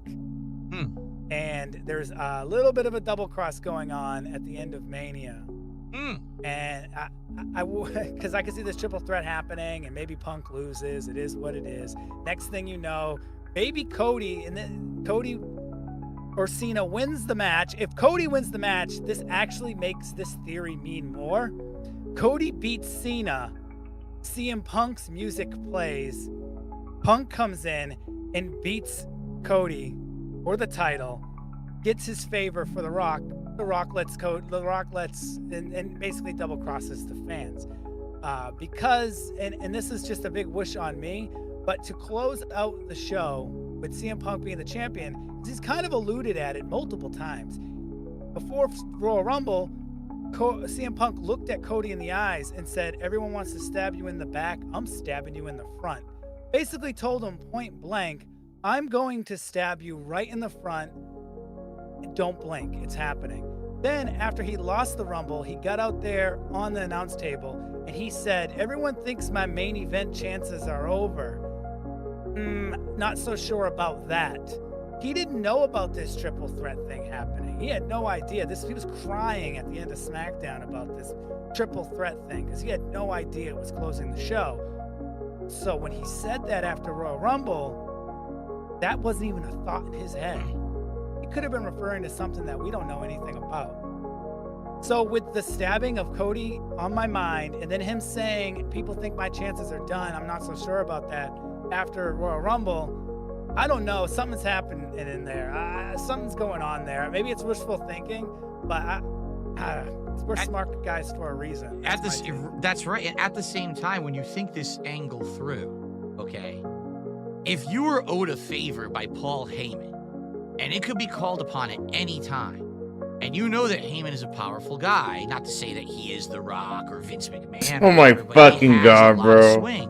Jesus fucking Christ, Phil. Using your favor for a triple threat match that literally doesn't matter? It doesn't matter who wins this match at WrestleMania. It doesn't change anything. No one's the champion. No one loses the championship. Perhaps that is the key, because when you look at WrestleManias of the last several years, there's always a 2-night kind of build-up lead-in event that carries over. And this year, there's not. Last year, you had that first match where it was the tag match that would determine a stipulation for the next match the next night. They're not doing that this year. So what if, you're right, what if the main event of night one is this triple threat? And then it doesn't really matter how it goes, but everyone thinks that CM Punk is going to call in that favor.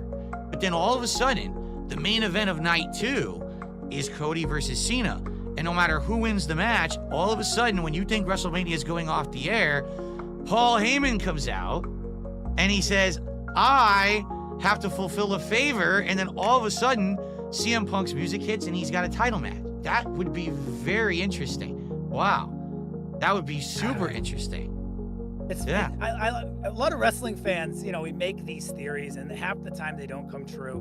But I'm just trying to read what I hear. And this is what I hear Punk saying. Yeah. And they love to swerve fans, and all the fans are saying it's Roman related. Mr. Cake, Sting was my favorite wrestler too as a kid. I'm surprised I never brought that up. We were talking earlier. But anyway, yeah, back to the point. That's my feelings on it. That's an interesting take, because I think, again, that's the X factor here for WrestleMania. What's the favor and how will it come? And maybe you're right. It's not what anyone's thinking. It has nothing to do with this match. I think that would be a fascinating spin on it. So, okay.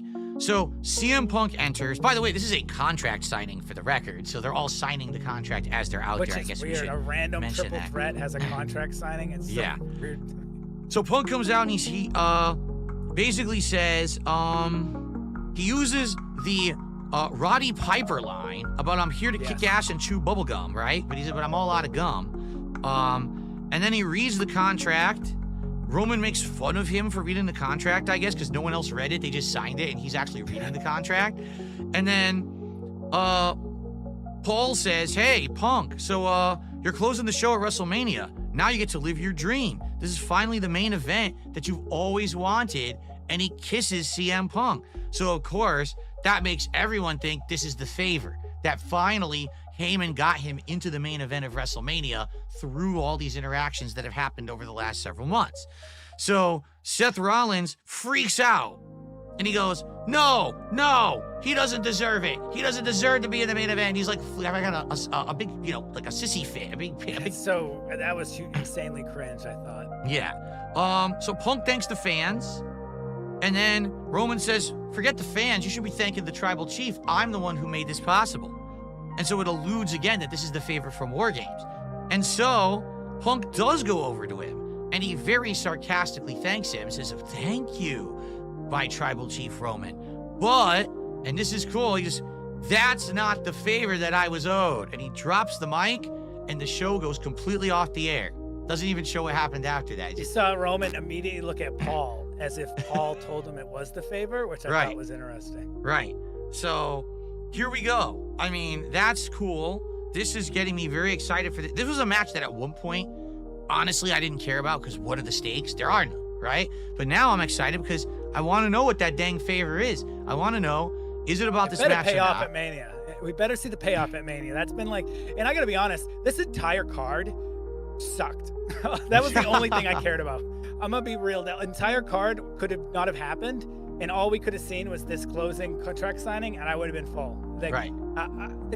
I get the Cody segment with Randy Orton. I think that is gonna plant the seeds for a future feud, and so it's fine. It's whatever. But everything else was just kind of meh. Not even mid. It was less than mid. This card was just. They could have done better. Hopefully Yeah, in Chicago, it's a and little the better. sad fact is it was London, and they had a hot crowd, but a lot of the wrestling just was filler matches and crappy promos. And like, why are we doing this? They had to advance certain plot lines. I get it, but like you said, I hope next week's is better. Being in Chicago, hot crowd, Punk will be there, so it's probably going to be pretty wild. All right, so everyone, that was SmackDown. We do have Monday Night Raw to get through and cover. Just to get everyone up to snuff here. Currently we are still at, I believe, let's see here. I don't even remember. $68 of support so far tonight. Remember, when we hit 100, we'll be doing our first unpacking, and one of these 3 packs has the rare chase in it. So let's get to 100 by the end of tonight. All right, right now, we got only 1 sub on Kick. We had a couple small super chats. We did have some tips, which was very generous. Thank you, Alex from Phoenix, for the big one. Let's get some more support tonight. All right, let's hit that 100 in the next few minutes, actually, because I would love to do this unpacking before we actually get too heavily into Raw, so that we can see if we can get that chase, okay? Cell Streams is asking you, actually, who do you think is the most athletic wrestler that's working today? Do you think that anyone who actually wrestles could actually go over to the UFC? Man, I don't even know about that. Like, UFC is just a different animal, right? So you gotta think about who they always say is like tough and who could do it. And Brock Lesnar I heard he's out of shape. I think I saw a picture now. I don't know if it's current or not. I saw a picture. He is totally out of shape. I thought he was gonna make a return at one point. I don't think he is now. That was my originally. I thought that was the favor. It was Brock Lesnar related. I don't think anymore. That's happening. But as for the most athletic, and those are 2 different questions. The most athletic wrestler right now, it has to be Seth Rollins, no? Like, in terms of, like, I mean, athletic, what is judged like athletic wrestler would be Seth Rollins. Athletic, and like just the stuff they do in the ring? Yeah, see, it's a hard question because, like, we've seen pro wrestlers trying to make the jump, and it never really works. Brock's like the one exception where he had that unique crossover build that he could be dominant in UFC, but outside of that, all these wrestlers, it's just a different thing. It really is. It's just choreographed stuff versus actual combat is just so different, you know? You got like 2 different styles. You got like the big brute, but he's kind of slow, and then you got the really agile guy that isn't really strong. Like, could they survive a UFC fight?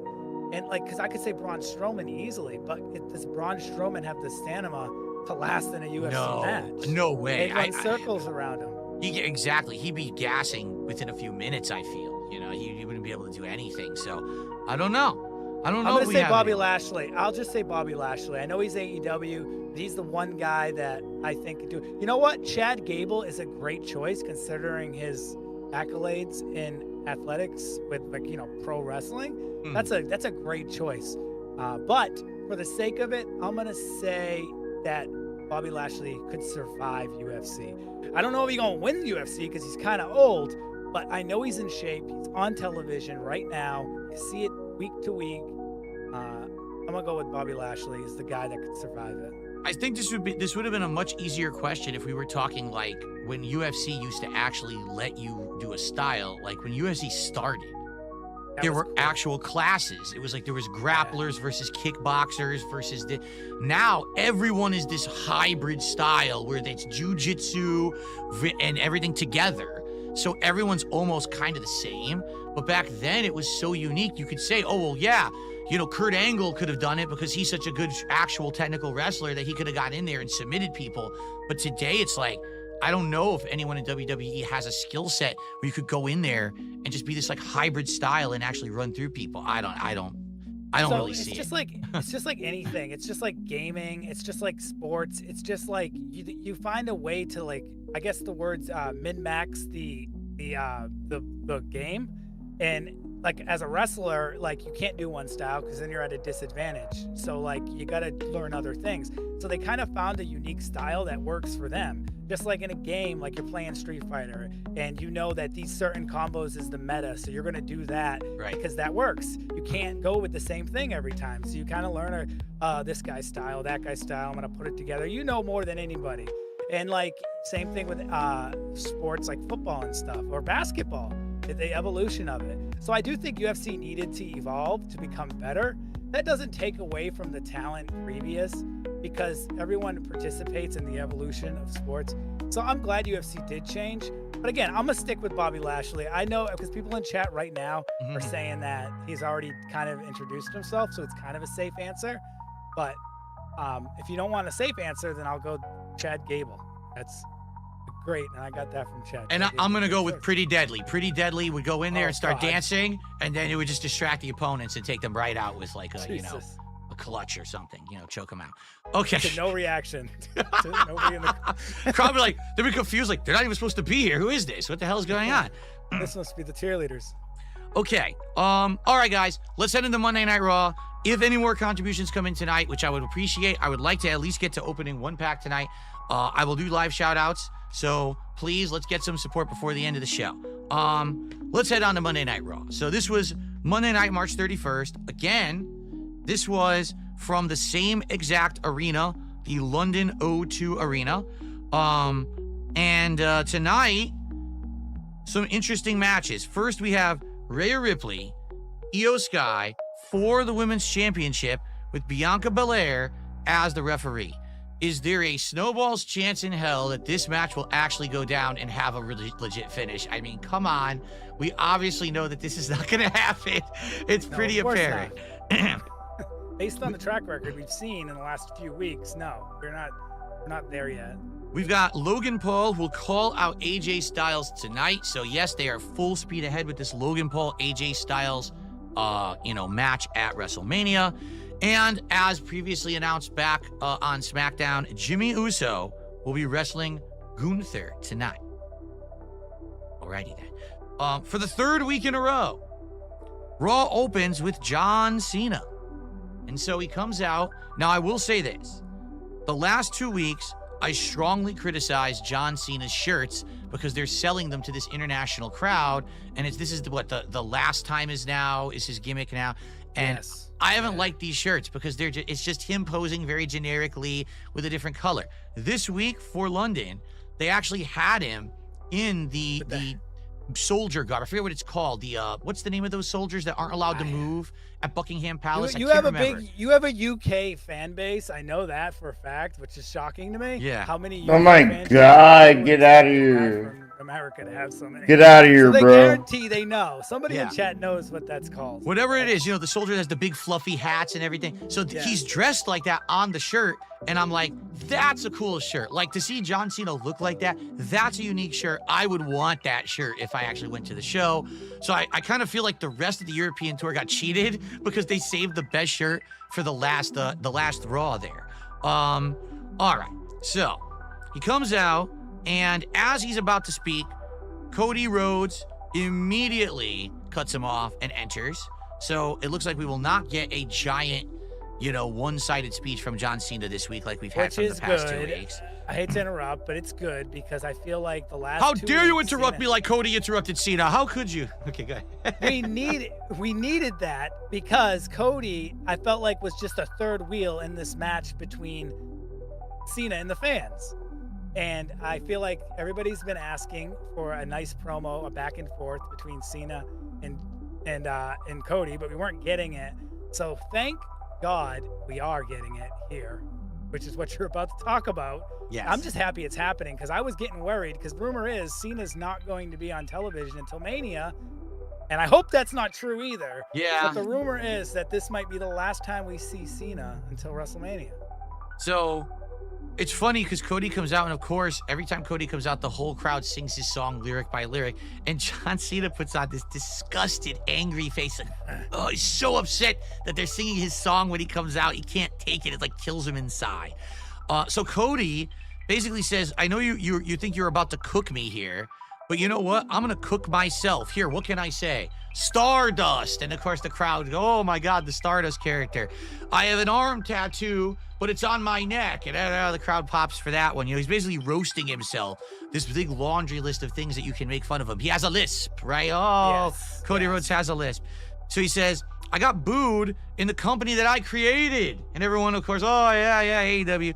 So he says, maybe my problem right now with all of this, with the fact that you're out here and you say you're going to cook me, I think my problem is I'm struggling to believe that Superman is really dead. And that line actually hit a chord with me because for so many years, everyone said Super Cena. Cena's like Superman, right? Yes, Truth, justice, and the American way. He buries everyone. He can't be beaten. He's the goody two-shoes. He doesn't care who he crushes. Like Superman, he's unstoppable, right? So that was a good line, I felt, because if John Cena truly is turning heel, then it means that he's throwing away all of that. He's giving away all of that superhero, good guy, unstoppable kind of a mantra. He says, I do feel like the fans kind of like, again, got involved in the middle. So I feel like Cody was just trying to get a feel for the promo, and then the fans started with their chanting and stuff, and I do feel like it threw him off a little. When he referenced the neck tattoo, there was kind of like an awkward disconnect between that and the fans, and I don't want to say this was a great promo, but I do feel like the fans kind of cut that short.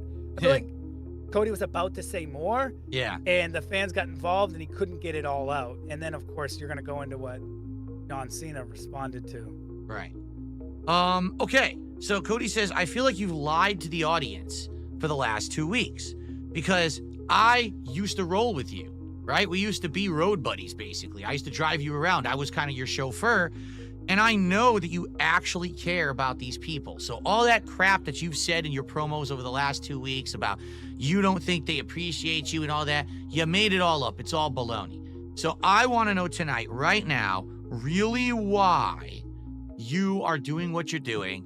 Why did you sell out to The Rock? And why are you basically turning heel? So John says, well, you know what? I'm not going to punch down to your level to protect you. I'm not going to just cook you. Tonight, I'm going to bury you like everyone says I've buried everyone else.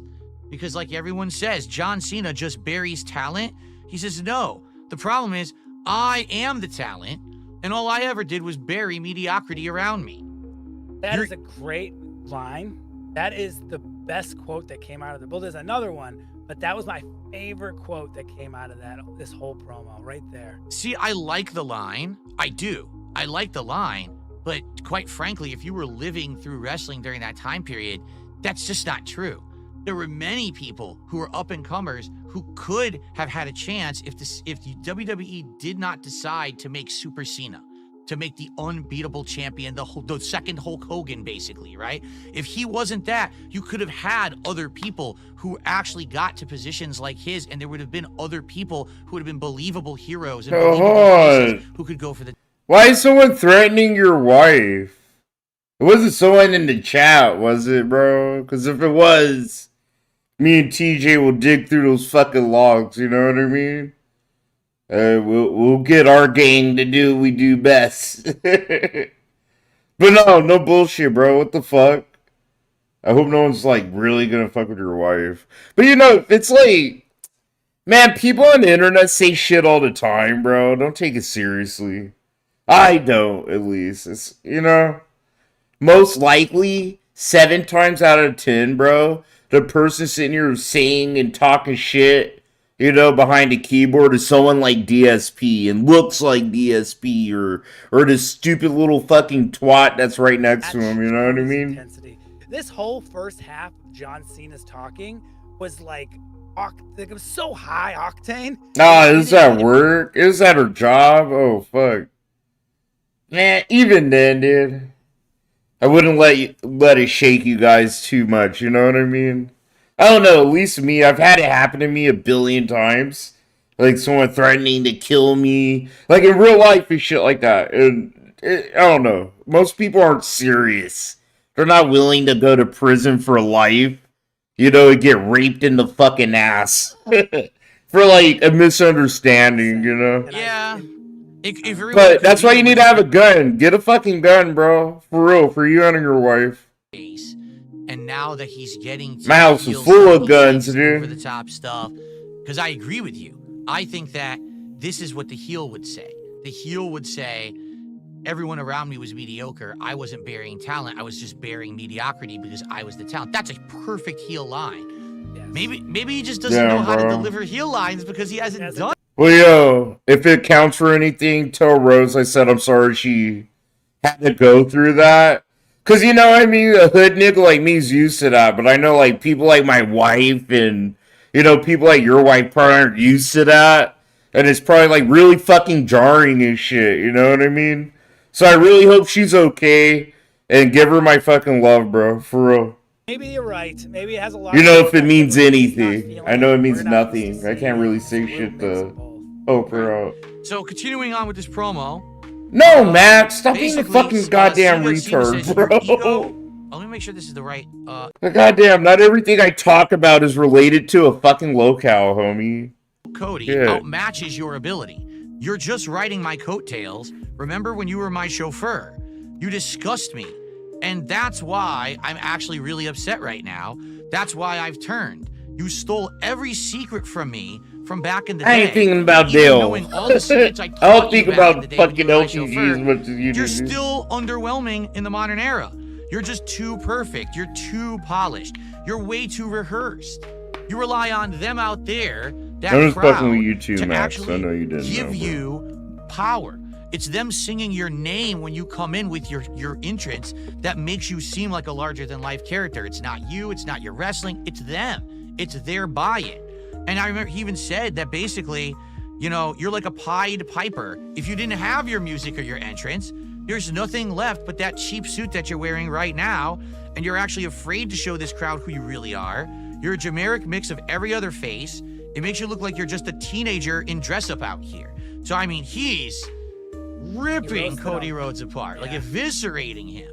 And this is legit criticisms that the wrestling fans have been giving Cody ever since, you know, he came back to WWE, and then when he won the title last year at WrestleMania, that it kind of broke that image when he became champion, and people saw, okay, so his story ended, right? He finished the story, but what's the next story? Does anyone care? It hasn't been. It's been a very underwhelming year of nothing really going on with this guy as your champion. And does that expose the fact that maybe it really was the hype that was the thing people liked, not Cody himself? I don't know. It's the chase, and that's been the Rhodes' thing, which is nothing wrong with that, but it's always the chase for the title. And when they get the title, and I think Cody needs to accept that. I don't know. To me, at the end of the day, it's like a couple of men, grown men, quote unquote, talking about like plot lines for a soap opera and shit like that. So, Phil, what do you think Kyle is going to do? Is he going to cheat on Meredith, on all our children, you know? Do you think the doctor, Ralph, you think Ralph the doctor's going to get off his shift and find out? You know, that's how the show ended. It's like you're just talking about, like, all my children and shit. Like some wine moms, bro. Maybe that is his role, to chase the title. It's like listening to a couple of retarded wine moms like talking about soap opera, dude. It's like, what the fuck? Cody there's a big, huge fan base that bleeds Cody. They don't even know who the fuck Cena is. And they have the Cody merch, and they're wearing the Cody replica titles. But see, this is where I'm gonna hurt people's feelings. This is where I don't want you to feel attacked, but this is where I'm gonna probably make you feel attacked, right?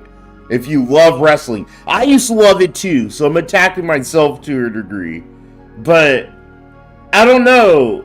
If a man wants to watch like a actual soap opera, real men watch like UFC and boxing. Shit I watch, bro. Or an anime with big, strong men, bro, defying the fucking laws of physics to hurt each other and shit. That's where I'm like, yeah, this is what men watch, right? But it's like men covered in oil, wearing a pair of boots and a pair of undies, pretending like they're slapping and hitting each other. Like, the only real shit they do is, like, the fucking shit off the rope and maybe a chair, right? Taking a chair. But it's like, all the stories are so horribly written. Even when I was a kid in the Attitude Era, bro, all the storylines and shit are so horribly written. I can't even fucking... It's an insult to call it soap opera. You know what I mean? Like, soap operas are better written than the WWE bullshit, dude. So at the end of the day, I always feel like I'm watching very rich, elaborate men sit here and do what we could do in our back fucking yard for the most part, dog. I think that it is, at least to me. And I'm not, hey, sorry if you feel like I attacked you and what you like, you know what I mean? I'm not trying to do that, but that is my opinion. Cena can't claim fame to this because in reality, the fans that cheer for Cody, the children that is, don't know who the fuck Cena is because Cena hasn't been on their television winning a match. And well, no, like, I was there for, like, dude, I remember I was there when the Attitude Era started, but the last visages of actual wrestling were there. I know what actual wrestling looks like, right? With the hammed up shit like what Phil grew up with. I was there for its death throes, pretty much, dude. But I completely grew up in the Attitude Era. But like, think about it, bro. Some of these wrestlers aren't good actors or not good, like, showmen. They're just good wrestlers, you know? And that's why I love people like The Rock and Triple H and Stone Cold Steve Austin, because they were really good at wrestling, but they were showmen, entertainers, right? Like, remember The Rock going, "I'm the most electrifying man in sports entertainment." Like, bitch, that gave you goosebumps, you know what I'm saying? But all these wrestlers are just so generic, and they have just most generic, obviously, like, just fake fucking stories and shit. So it makes, like, a nigga like me go, like, I ain't gonna watch this shit.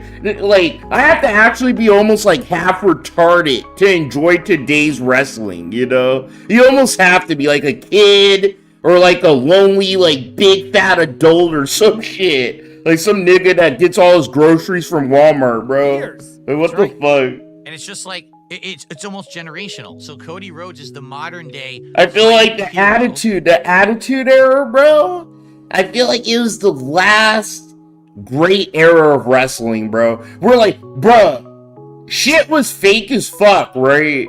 But holy shit, dog. They went so hard with the storylines and the backstage scenarios and everything that you thought it was real more often than not. It was just like, they were good at tiptoeing that line on motherfuckers actually getting hurt and shit like that. Like when Kurt Angle was in the wheelchair, and I forgot who, homeboy tossed him down a fucking big old gap. You thought Triple H actually died for 2 seconds, dude. But we've had Cena. And that's when he was Perk Angle and shit, bro. Oh my god. There was another one. Like, that shit was hype. It was lit. Like, but now wrestling's all generic and gay. Superman character that couldn't be beaten. Say your prayers, eat your vitamins, and they just go back to that every once in a while, and it works. It works with the young crowd. So I get the promo. And it is works this the as modern a big heel Cena? promo. Nah. Is this dude? Cena, the fall of wrestling didn't begin with Cena. A lot of people, like, that are my age, right? With hindsight, and some of them are racist, they hate John Cena because of his whole rapper shit, right? And I didn't really like his rapper shit. But bro, John Cena is actually a good rapper. You know what I mean? Oh my god. This was the era where Vince McMahon was having the big ticket niggas do all the movies, and The Rock had a rap album, and fucking John Cena made a rap album, and it was, dude, John Cena he's actually talented, bro. Like, when it comes to the arts, like music, he's a good rapper. He's actually like a decent actor. right? With The Rock, he fell off, bro. After like 5-6 movies, he's just like the same fucking shit. Like Jack Black, he's like a better Jack Black. But like John Cena, bro, he's actually like a really smart guy. If you've seen all the shit he's done behind the scenes, not just like his wrestling shit, you know? Like I like John Cena, I always did, dude. I don't know, like, I don't get that vibe. Like, we call people like John Cena in the hood, we call them trill-ass white niggas, bro. You know what I'm saying? Like, you know this fool have a black dude's back in a fight in the street. And you know he'd be slapping some hard-ass shit, dog, in his house when nobody's listening. Because... like, he about it, bro, okay? Hogan a little bit. Was more... This is the new generation of what's popular versus the old guard. No, if I could find some of John Cena's music, bro, from when I was like a kid, I remember he was kind of cold. Him and The Rock, it was hammy. I remember going, I'm never going to buy this shit, right?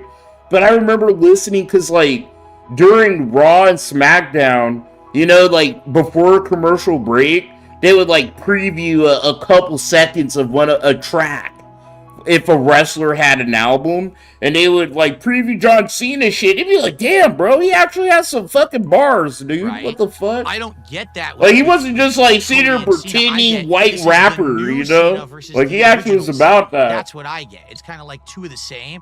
I didn't feel like Rock and Hogan were the same. I felt like Rock was the evolution of what Hogan had been and changed it to be more Attitude Era.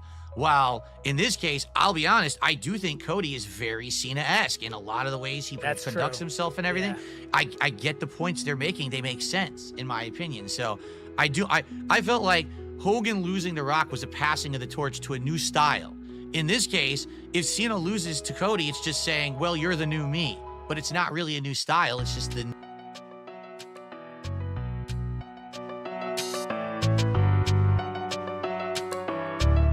This is some John Cena shit from 2005, bro. This shit is old as fuck.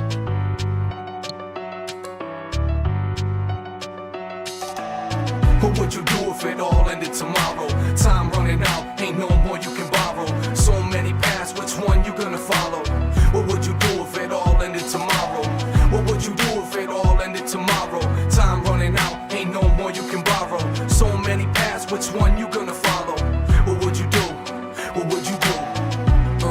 This is how it go down. They had the black pound silent, so it don't make sound. About 150 out of town, ain't nobody around. I'm in the backseat breaking it down. My luck has been a bad street dog. Lately I found I'm hard pressed. They just turn the radio down. Regardless, now they talking about laying me down. Now they on about shovels and the weight of the ground. What now?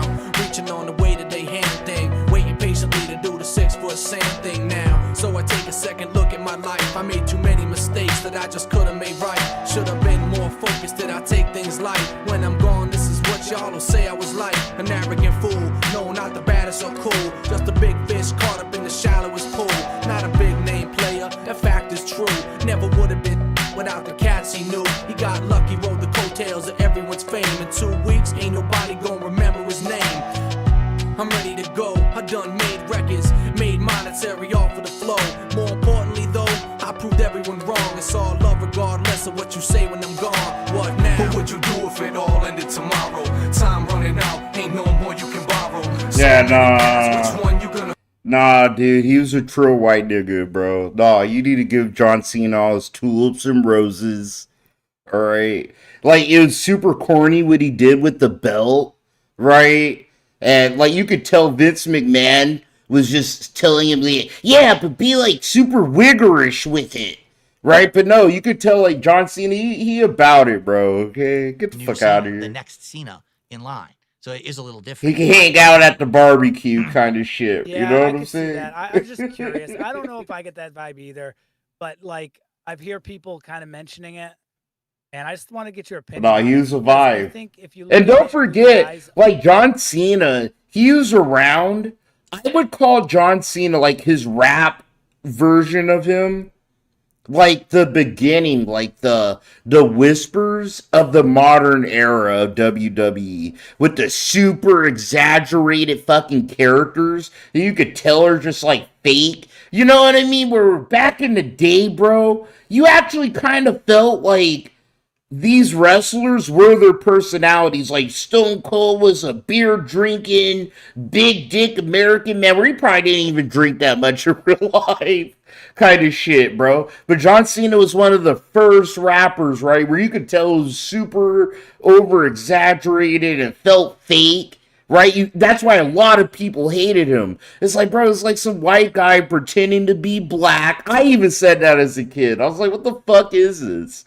Right? But it's like, bro, nah, like, once you learn about John Cena a little more, it's like, oh, this motherfucker actually likes rap, and he's just like a talented fucking artist overall. Like, he's a good rap musician, he's a good actor, and he's like a decent wrestler. Like, he knows the good basics of wrestling and shit, and he's a good entertainer, right? Like.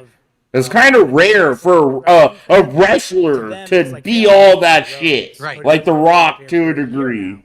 You know? Like it could be more than just a really underpaid wrestler, seems bro. to have their superhero character, and that's who they know as that. Like when in that time when Cena was Super Cena, people hated his guts. But now the next generation sees him as like a hero. Like, oh, he was liked. Actually, he wasn't. It was. Yeah, because of all the movies he's done. Like, that's the difference. Like, my son is gonna grow up probably loving John Cena.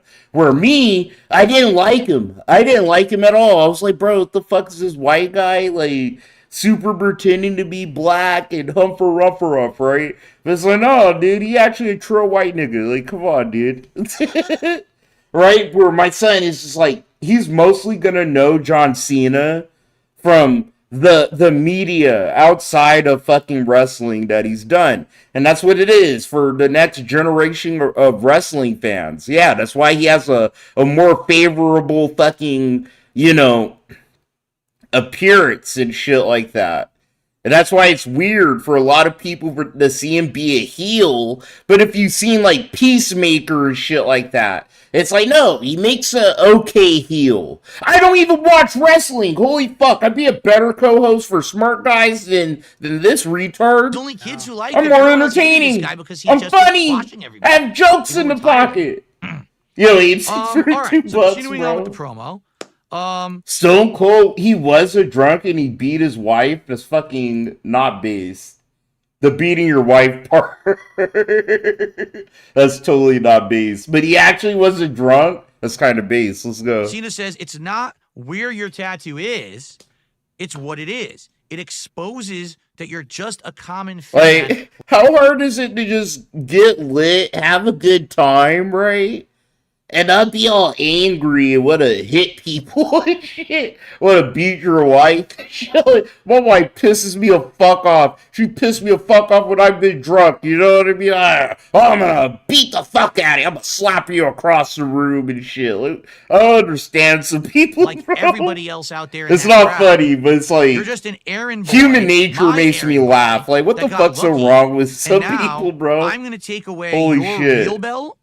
So then after the fact, when I leave this company with that belt, they're going to have to get another toy Fuck yeah. belt to replace. Dude, that would have made me go sober so fast too. Dude, I got so fucked up.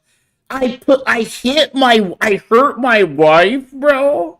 Yeah, dude. You guys wouldn't see me for 30 days. 30 days and 40 nights, bro. And I'd be gone. I'd be in a hole getting it together. Shit. I'm sober up real says, quick, well, you bro. know, maybe you're right. Maybe I was chosen. But unlike you, who was chosen by corporate Vince and all the guys in the back thinking that you were just going to make everyone... Matt Swings is back from hitting... Yeah, we already knew that, bro. I swear to God, I've been saying this for years. I'm beating a dead horse, bro. But if you support Local Live...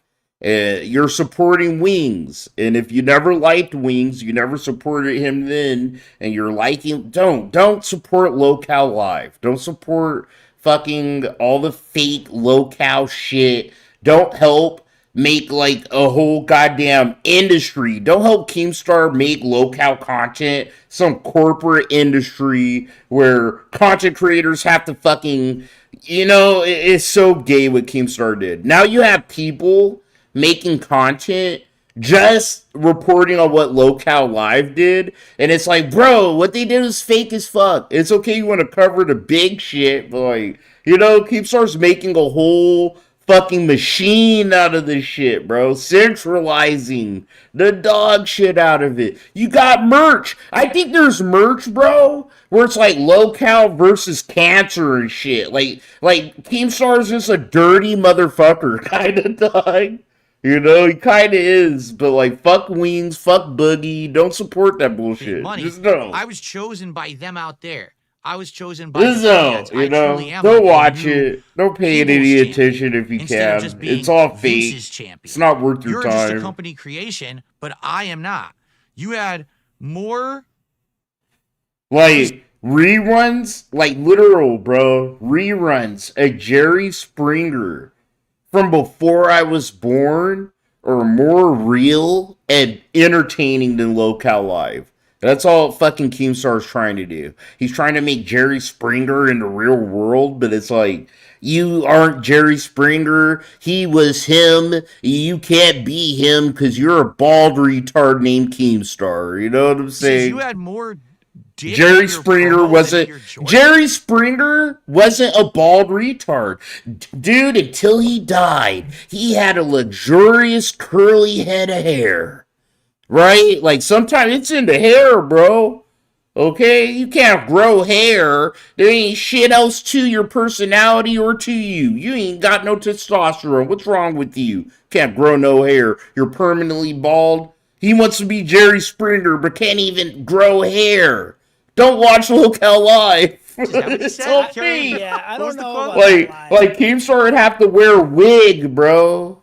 He'd have to wear a Jew, like a curly Jew hair wig for me to fucking be like, all right, Keem's on to something now, right? That was an interesting line. He's trying to make fun of his pants and also a George chant. I don't know. Oh yeah, we discriminate against bald people on my channel. We make fun of people with receding hairlines, bad hairlines, bald people. If you're not bald and owning it, bro, you're gonna get made fun of around here, okay? You gonna be all bald, you better own it like Lex Luthor or some shit. Or you better fucking, go somewhere else. You're gonna get hurt. Your feelings are gonna get hurt in some way. Disenfranchised fans who want to go elsewhere. We discriminate against all balds and bad hairlines. Before you'd actually been here. Between you and I, who's the one who actually sold out to The Rock? And he says, you're still my hero, but you're a piece of shit. He just keeps going. He keeps tearing into him. I was never protected from a crowd or a superstar. No one has been worthy, so I decided to do it myself. Geez, now, so that was Cena that said that. And Cena says, I never... Cena strikes back, which I like this next quote by Cena. So let's see here. What does he say? He says, I never left for Hollywood. No one ever surpassed me. You left WWE because you weren't worthy to wipe my ass at the time. I built empires for the McMahons, i.e. for corporations, but you stole the kids' money? I'm confused. He's talking about Tony... So he's talking about Tony Khan. So basically what he's saying, he's saying I built empires for millionaires. I think he said I made millionaires billionaires. Yeah. Bro, he's looking dope sick.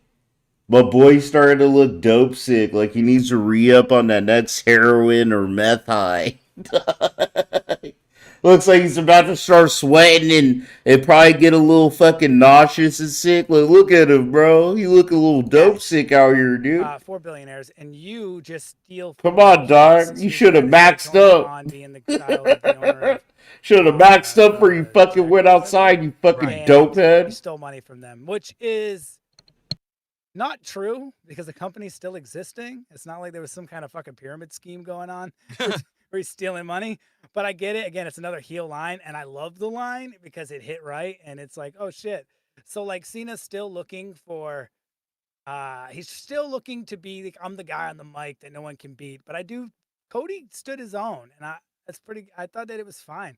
It's exactly what I was looking for. I'll tell you that. I see. Here's the thing. So they end it, by the way, and this is interesting.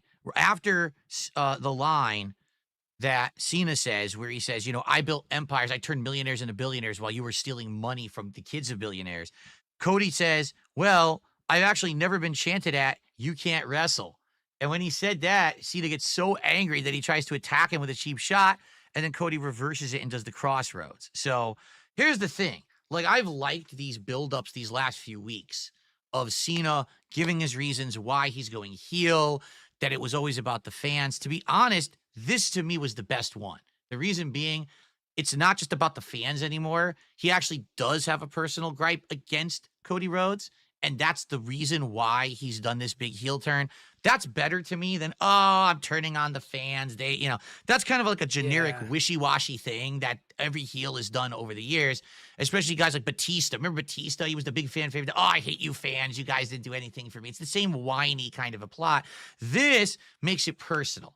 Now the match not only is for the title, but it's kind of personal grudge match between these two guys. They both took personal digs that actually are about their real life history and their real life going through as, going to AEW and John Cena doing stuff. I liked this promo the best by far out of all the ones that they've done. But I was actually thinking about this at the end. How can they top this? Like, what could you do that would be better than this before WrestleMania? Because they kind of went for all the low blows all at once in this one promo. But now that you're telling me that Cena's not going to be on TV, I'm like, maybe that's why they did it all. Yeah. And now they're just going to recap this the next 2 weeks. They'll clips every Raw, God, I hope we see The Rock to kind of sprinkle in there just a little bit. We still haven't heard The Rock's take on this, and it's been 3 weeks going on to 4.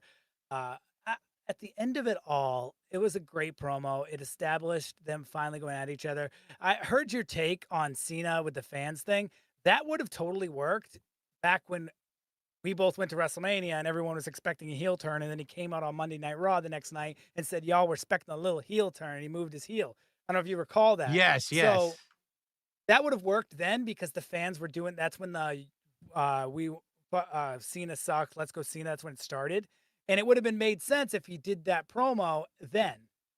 But now it's like, it's been so many years. People have been saying this for over 10 years now. You've never cared about it. And now all of a sudden we're supposed to believe that you care about it. Yeah. You're right. It's kind of weird. It's not believable. It would have been believable then. It's not believable now. I do want to say shout out to Spawn Killer. He did a $2 super chat and said they are called the Royal Scots Dragoon Guards. Is that true? They're called Dragoons? I don't know. Is it? I don't know. Holy crap. If so, that's pretty impressive. I do know that they're called the Royal Guard. I was aware of that, but I did think they had a formal name. So that gets us up to $70, everybody. Just so you know, we're 30 away from opening a pack tonight by the end of the show here. We got a 1/3 chance. If we do some Steiner math here, we got a 1 in 3 chance of pulling a what's it called? The chase card? What are they? I think they're called a rare. It's like a rare refractor. It's weird because there's some rare refractors, guys. There's different ones in here that you can go. The one you want is the signature card, but those are like ultra rare that you'll ever get a signature card. Those are only like a few in the entire set, but there's guaranteed to at least get one of the rare pulls in one of these 3 packs. So let's get some support by the end of the show, everybody. All right, continuing on. The New Day enters, and it's just funny. It's funny because their new theme. They just like New Day something and New Day something and New Day something. I'm like, I don't even know what they're saying, but all you hear is like the New Day sucks and they really fucking suck and this theme kind of sucks. It's just bad. That's AI generated. I don't know what to tell you. It does sound AI generated. All this music that they've been adding it's just not resonating with me. I guess too old school for all this new stuff. So they're wrestling the New Catch Republic, who's Pete Dunne and Tyler Bate, both NXT UK alumni from back in the day. And Tyler Bate coming back, I guess, from an injury. And this is cool. Obviously, they're in London, so the crowd's hot for this match, obviously. Another European-style tag team for the crowd to get behind, which makes perfect sense. Plus, the New Catch Republic hasn't really been getting much of I don't even know if they have a Mania match. I don't know. Right? No, I don't think so. If they do, it'll probably be one of the pre-show matches or something, I'm sure. So it's good to see them out there against the New Day. The New Day is clearly heading towards a match at Mania. So It's a great match. There's a lot of technical work from the New Catch Republic. There's great tag work by the New Day, that classic kind of work where they're tagging fast in and out, getting a hit or two, tag back in, double team, isolate, make sure that Pete Dunne cannot get to his tag partner. And so this goes on for a long time, and then finally Dunne does escape, hits the hot tag, airplane spin on Kofi. I find it funny that in 2025 we still got guys who are actually selling the airplane spin. It's just a funny move, but it's good to see it out there because they used to do that shit all back in the day in the 80s, and it's just a cool move. Dunne kicks out of the SOS, which I was shocked at because I thought SOS, for a long time was the finisher, but Dunne kicks out of that. Lots of back and forth. Eventually, Woods gets a hold of Pete Dunne. Kofi does the tag, comes in, and he does this top rope flying stomp. So I guess this is their new finisher. Shout out to Kofi Kingston, by the way. He's been doing it for so long. I saw him live at Backlash many years ago. And who was he? I think it was a dark match. He wasn't even on the card. And I was watching it. And Skinamax? Oh my god, bro. Man, I hear them shotgun. Oh my god. Oh my god. I feel so old. He looks. I feel so old if you bring up Skinamax. Oh my god. Holy shit. My dad would see the fucking cable bill or some shit. Dog. Oh yeah. Those are the days. I don't fight for free. It was fun being a young man, huh? Broke. I'm not gonna fight here. But Logan wants yo. Nah, this is a funny story, bro. So, like, when I went into puberty and all that bullshit, bro, I used to sneak in my dad's room and steal some of his fucking porno DVDs. Because, like, back in the day, people watch porn in magazines or DVDs and shit, right? And I would take my dad's, right? And I'd do my thing. I'd put them on my PlayStation 2 and I'd watch all my dad's pornos and shit. And I'll never forget my dad. He'd never call me out in front of my mom, right? But he would punch me in the arm when she had her back turned and he'd be like, I know you took my fucking shit, bro. Give it back. Just next time you're at my apartment, you just put it back. And I was like, I don't know what you're I would lie, because I'm all embarrassed. And I'm like, oh, no, you're talking about. Take your shit, bro. Oh, man. And then I would, get Skinamax on his cable and shit. And he'd be like, I ain't ordered this shit, man. And he'd fucking punk me, bro. It'd be funny as shit. And then he goes for a cheap shot attempt at AJ, but AJ escapes. God, I feel so old, bro. Then, so old. He gets.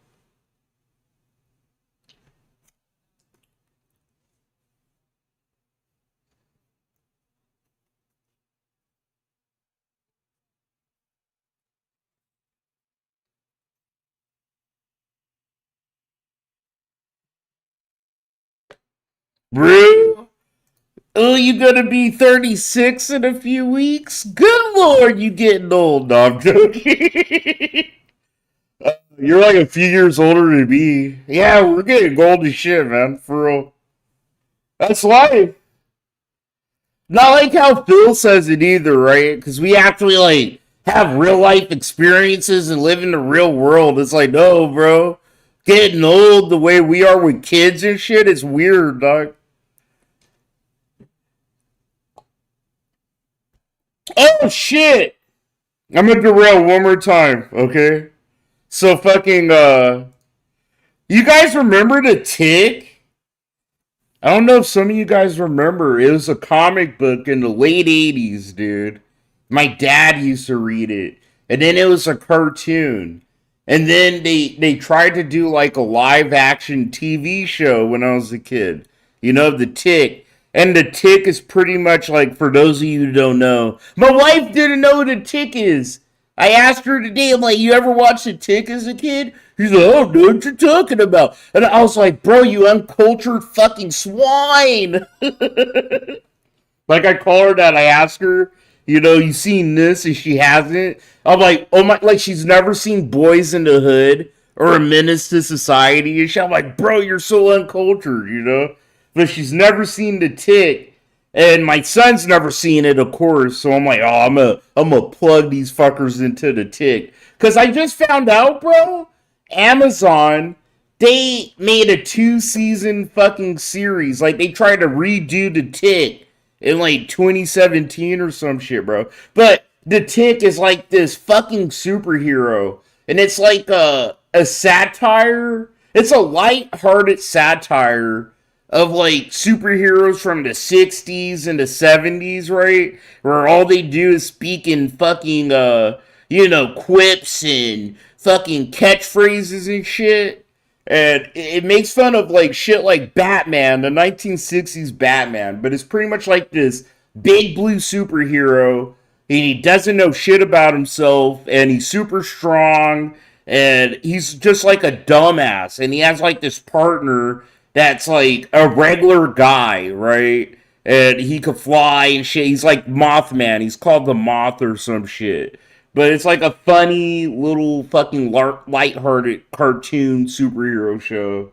I don't know. I got lit. I fucking rediscovered a Tick, like a memory. You know what I mean?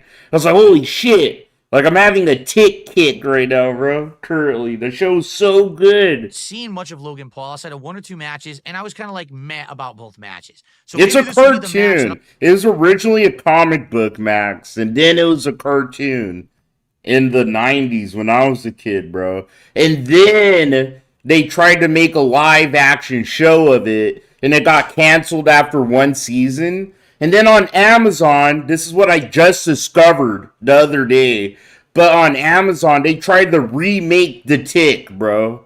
Like a live action The Tick, but it made it to 2 seasons before it got canceled. So no, The Tick's originally a cartoon. Comic cartoon, bro. He's a wrestler. Don't forget about him as a human. Just focus on his wrestling.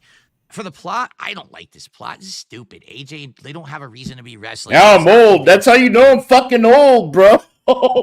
I'm an old head when it comes to the comics and the fucking anime and shit, bro. I really There's no am. reason why they'd have this rivalry. It's just kind of a, hey, we both need something. This shit's old, bro. It's old. It's really old. It's like, The Tick is one of the most slept on superhero IPs ever. It really is, bro.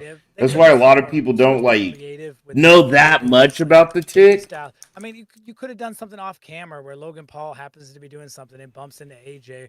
There's a million things they could have done to be creative, and this just feels generically manufactured. No, look. Fuck Phil for 2 seconds, bro. The Tick was a fucking vibe. Alright? So yeah, no, it was a fucking cartoon. And this is what I grew up with. I grew up with the fucking Teach cartoon. me another one of those Yiddish words, chum. Why? Well, I've got to catch up. I only found out recently we're Jewish. Tick, we're not Jewish. I'm Jewish. Dot's Jewish. I don't know, you're bluish. Oh, shalom. Shalom. Shalom. No, it was funny. It was a stupid, funny little cartoon guy. From what I'm going to understand, it was originally he really a comic. Wrestling. He really does want to learn wrestling, but also he doesn't want to give up his whole life of all the other things he's doing. So I bet if he really is a fan of wrestling, of course he wants this match, right? He wants to wrestle an insanely great technical wrestler in AJ Styles, even though it's not for a title, it's not a main event. Then, I think like I said, in the 90s, right? I think it'll be a good match for the wrestling aspect of it. And in the 90s, they tried to do it like live action. I don't give a shit. And it only made it like 1 season. So are you aware, Phil, that they're putting matches into the Hall of Fame? No, someone said. And if you end up interested in this bullshit I'm talking about, they actually have like full episodes, bro, of The Tick on YouTube. So, of the original 90s live action show. The show's a vibe, bro. But well, The Tick, to me it was like funny. Freed I us liked from the it. tyranny of the coffee machine. But yeah, they made it in the 90s. And then I just figured out, I'm so behind, they tried to reboot it in like 2016, 17. So there's an Amazon version of it, bro. But it has like 2 seasons. So that's the one I want to check out. Show to talk about the match. And wrestling fans eat all that stuff up. Now, does AJ Styles versus Logan Paul have the strength to become a Hall of Fame match? I don't know about that. But then again, you got people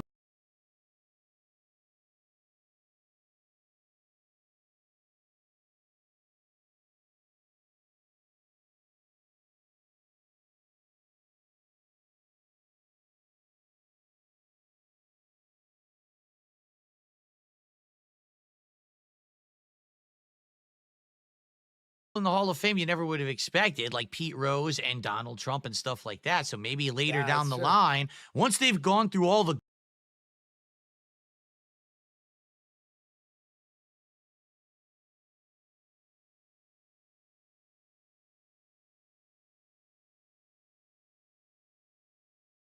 good matches and they're looking for matches to put into the Hall of Fame, you might pull a celebrity match or something out of there. You know, at one point, maybe they're going to have the Lawrence Taylor Bam Bam Bigelow match will be in the Hall of Fame. Oh, God. They're going to run out. They got so many matches. No, Steel sucked. What are you talking about, Matt? All right, that's cool. I didn't know that. That's actually cool. I'll have to look into that. All right. We're almost actually... Shaquille O'Neal Steel.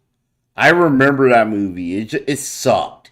What are you talking about? It had nothing to do with the actual comic book Steel either, which made it, like, even worse. It was like Shaquille O'Neal was, like, popping back in the day, right? And he really loves Superman. Like, this is a real fact. He's a big Superman fan. And during that time, it was the death of Superman, right? And the rise of the Superman comics. So there was Steel. So you had a cyber Superman. There was Superboy, the lab created Superboy. Then you had some other Superman. And then there was Steel, bro. And Steel was some guy that wore a super suit that helped him fly, and it had a cape, and he used a hammer in the later, when he became like a character and shit. He had a hammer in the 90s. But they tried to make a movie off of that, right?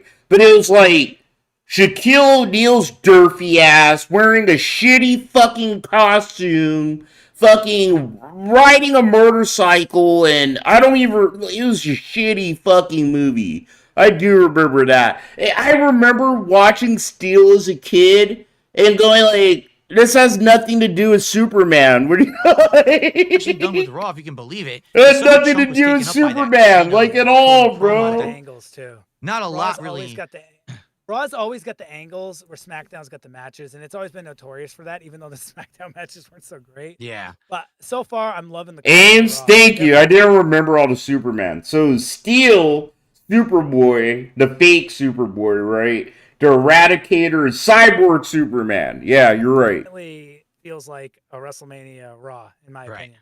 So Lyra Valkyria thanks Bayley for protecting her last week, but then gives Bayley a rematch for the Intercontinental title, and that will take place next week. It was the 90s. What do I expect? Bro, I expected... Dude, do you remember Spawn? The Spawn movie? Blade?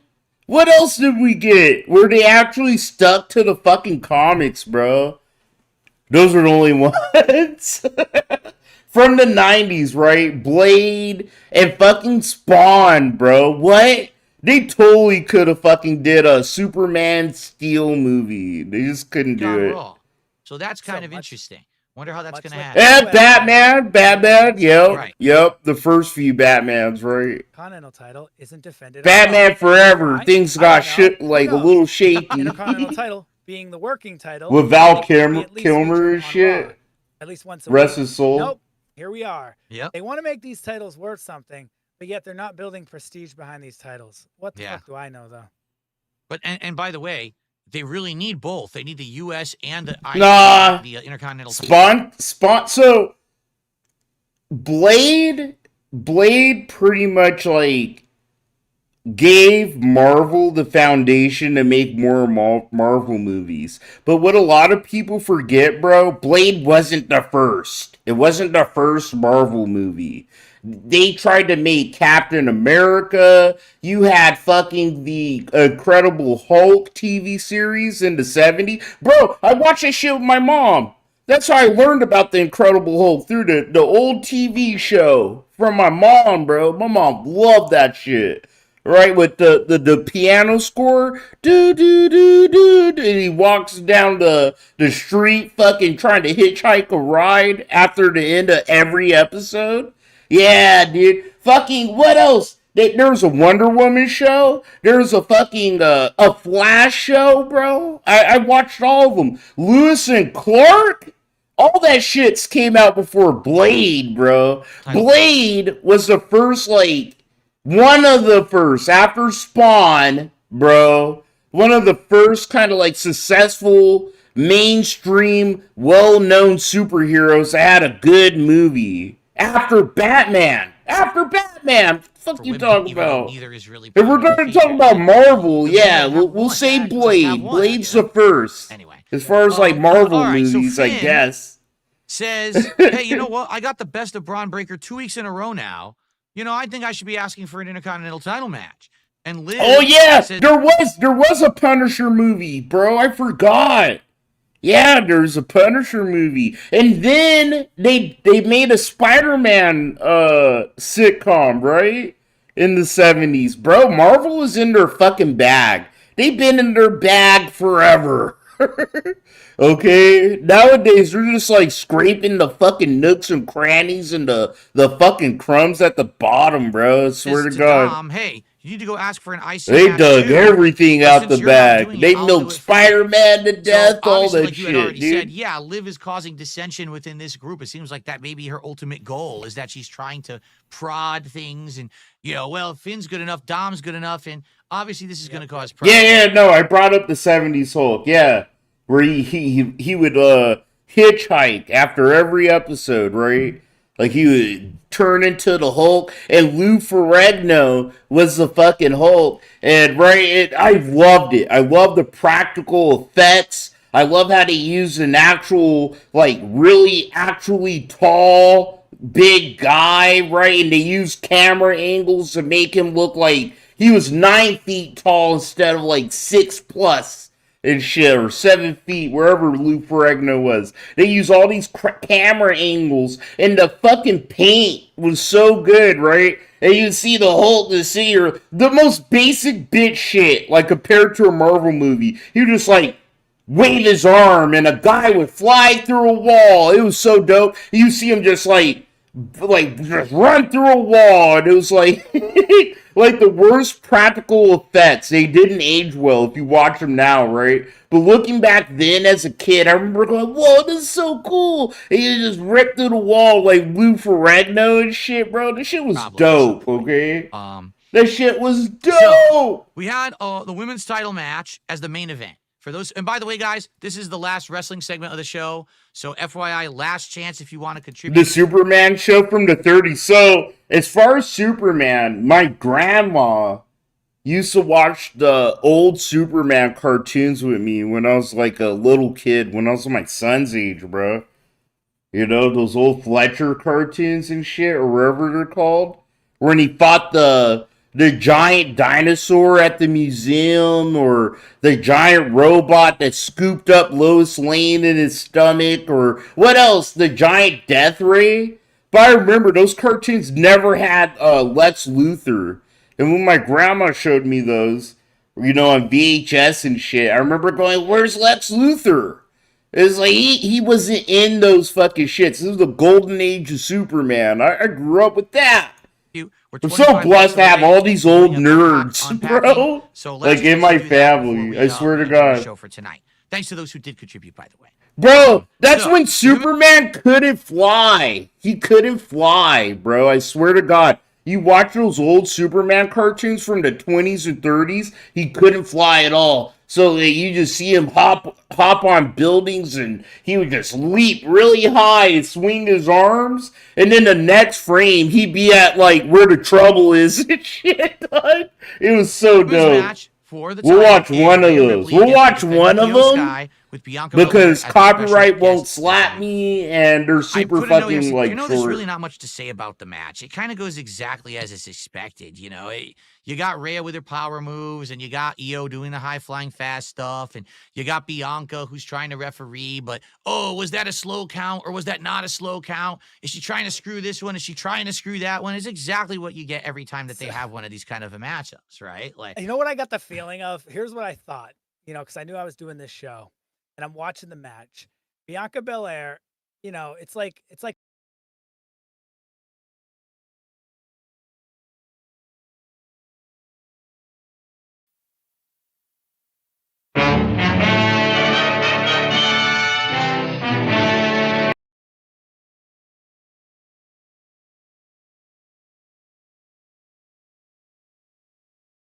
These shits were dope as fuck, okay? They were really short and sweet. They showed these in the movie theaters. My grandma told me, bro. Yeah, I watch them in the movie pictures. She didn't say that. But it's like they watch these in the movie theaters before an actual movie would pop up and shit, bro. These were dope. Up in the sky, look! It's a bird! It's a plane! It's Superman!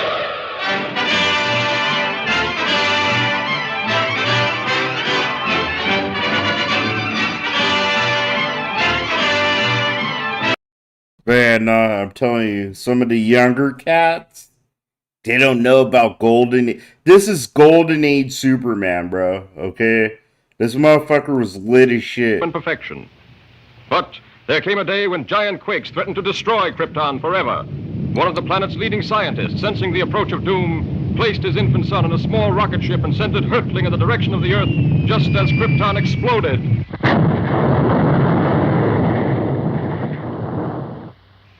The rocket ship sped through star-studded space, landing safely on Earth with its precious burden, Krypton's sole survivor. A passing motorist found the uninjured child and took it to an orphanage. As the years went by and the child grew to maturity, he found himself possessed of amazing physical powers. Faster than a speeding bullet. More powerful than a locomotive. Yeah, bro. And some people don't know that. So Golden Age Superman, in all the modern iterations of Superman's origin, right? His parents find him and they raise him and all that bullshit. But in the Golden Age, he was found and took into a fucking orphanage, bro. So Superman grew up in a group home, dog. He grew up in a ghetto-ass group home. The infant of Krypton is now the Man of Steel, Superman. To best be in a position to use his amazing powers in a never-ending battle for true justice, Superman has assumed the skies of Clark Kent, mild-mannered reporter for a great metropolitan newspaper.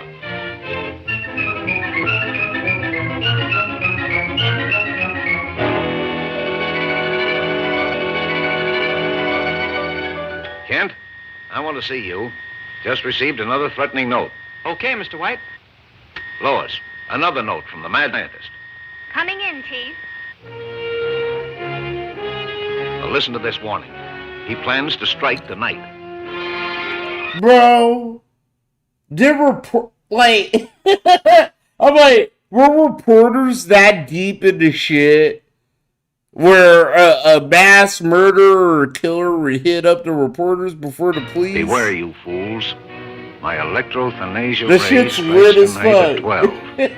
Total destruction will come to pass. I feel like they really did this shit. I'm gonna send this letter with all my fingerprints and shit to the fucking newspaper because they had no forensics back then, bro. That's kind of lit. You could kill people and get away with it back then, you know? Beware, I strike at midnight. This nut may prove dangerous. Kent, you help Lois follow up her lead. She may have an angle on this thing. Yes, sir. But, Chief, I'd like the chance to crack the story on my own. Bro, strong, independent woman in the 20s. Let's fucking go. Thanks, Chief. But in the 40s. This is the 40s? Oh, fuck. Chief, don't you think that's a dangerous mission? That's why Lois is dope. She's like, bitch, I'm gonna do this on my own. Look at this raggedy fucking bitch, bro. This is how Amelia Earhart got lost, alright? It's not because she was a woman, but it's like, this is the era when women had enough freedom where they thought they could just show how big their dicks were. It's like, bitch, you can't fly this airplane and navigate. I tease my wife all the time. You don't even know where you are when we drive. Come on, dude. Bro, this is so lit. This is so lit. She's like, I'm gonna put on the whole outfit. I'm gonna get the scoop on the fucking story, homeboy. Lois was gonna get her back, bro, okay? Fuck! That bitch earned her journalism degree. She's down for it. So I'm gonna ride this plane to get this little story for this newspaper. This bitch was in her shit. Let's go.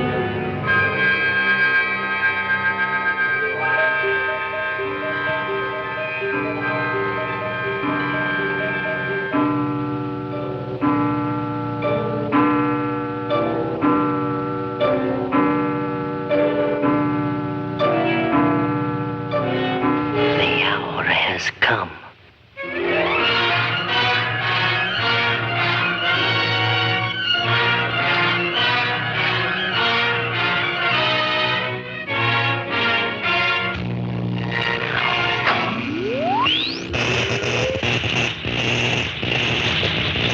Bro, this is the 40s, okay? Compared to some modern animation, this is good. This is like timeless, kind of, bro. What the fuck? These fuckers are in their shit.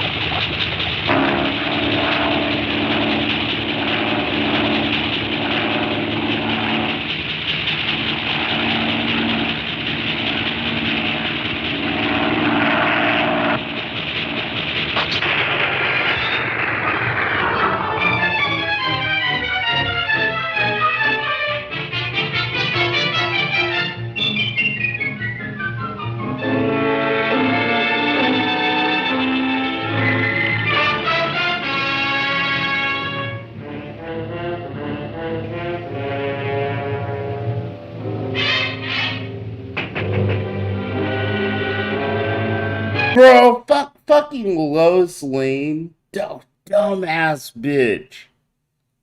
I swear to God, I love her because she got a bigger dick than some men. But then it's like, bitch. she would willingly walk into this bullshit, right? And be like, whoa! And then Superman has to save her every time, bro. I'm a reporter for the...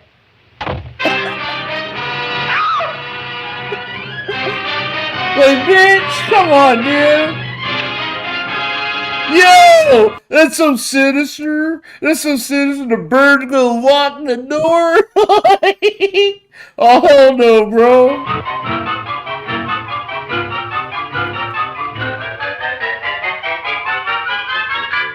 So, you want a story?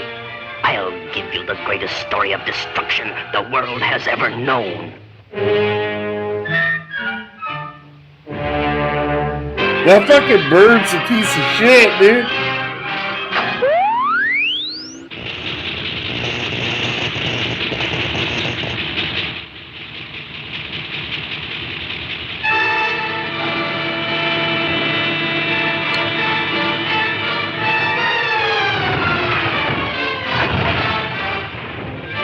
How is that for a story, Miss Lane?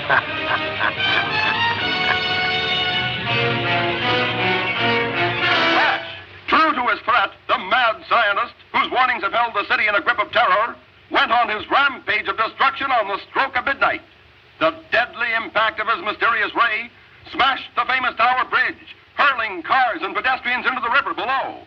The police have warned everyone. This sounds like a job for Superman. This looks like a job for Superman. See, my boy would get to work. Oh my God. Every episode was like this. Dude, what a bitch. Superman was kind of a bitch in the 40s, huh? He'd wait for trouble to happen, and he's like, he didn't have super hearing back then, right? So it's like, oh, I'm gonna listen to the radio. This sounds like a job for me. Get off my ass. Time for me to do something, bro. Hey.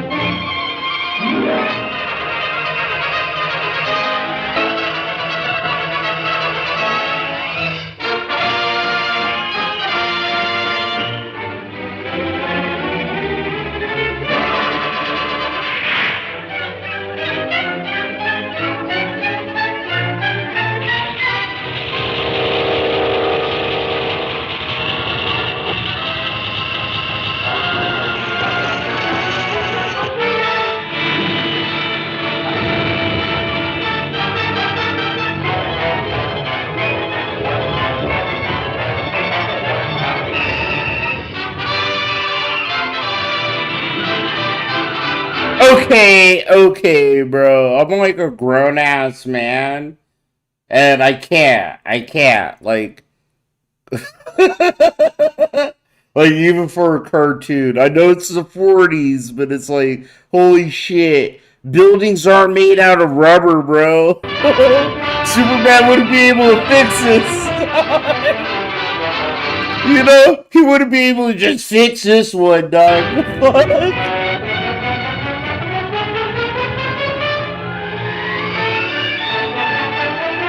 This shit's hilarious to me.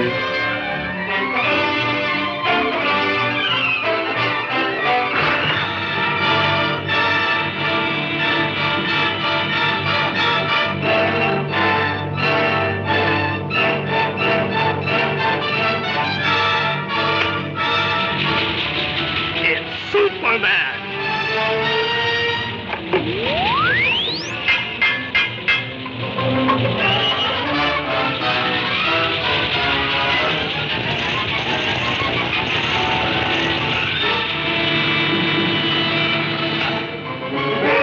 Fucking retard. I'm like, you fucking retard, bro. You ain't seen my boy's resume, dog? Fuck. You ain't seen my homie's resume outside, dog? Oh.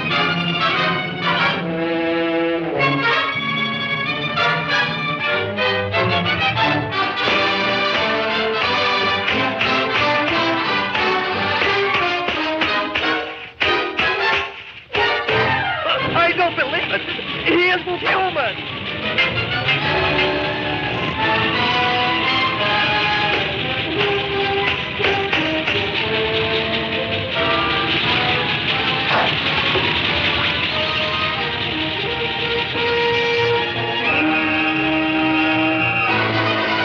I know, punching light, okay? This, I'm telling you, and his powers got more absurd after the Golden Age. The Silver Age, it was out of control, okay? Like, Superman could go to the edge of the universe and back in the blink of an eye. This fucker punching light in the 40s. Fuck you. He's the most OP fucker ever.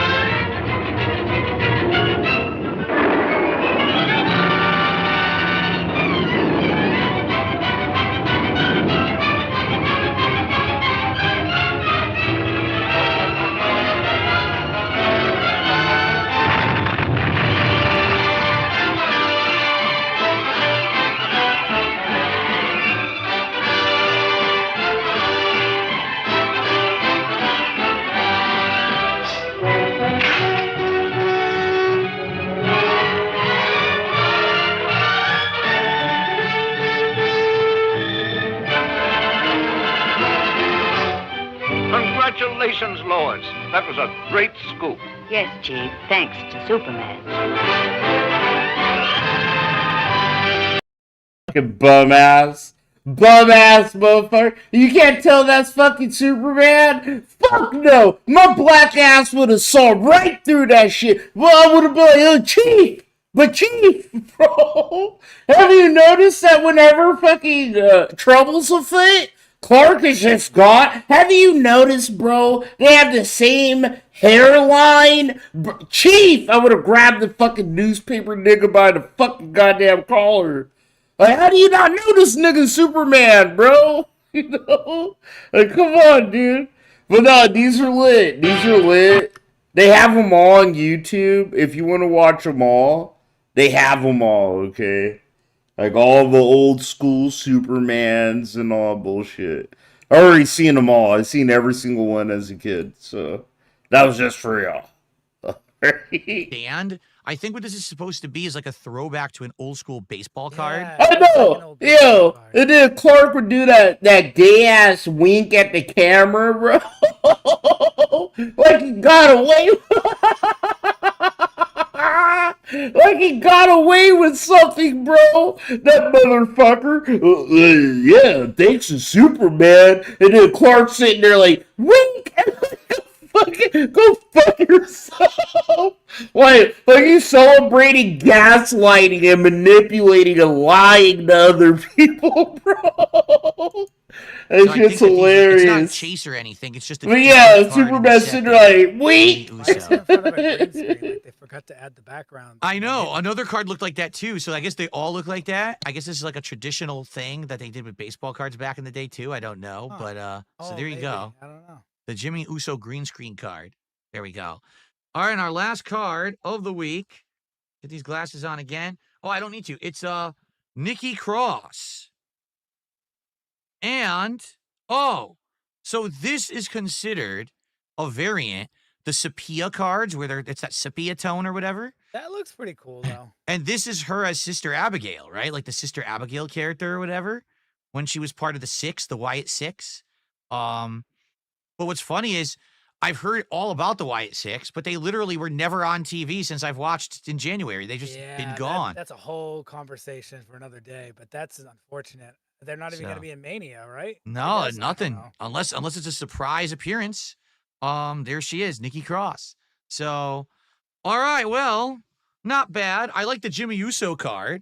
I like I like the look of the refractor card. I wish that it was a different person.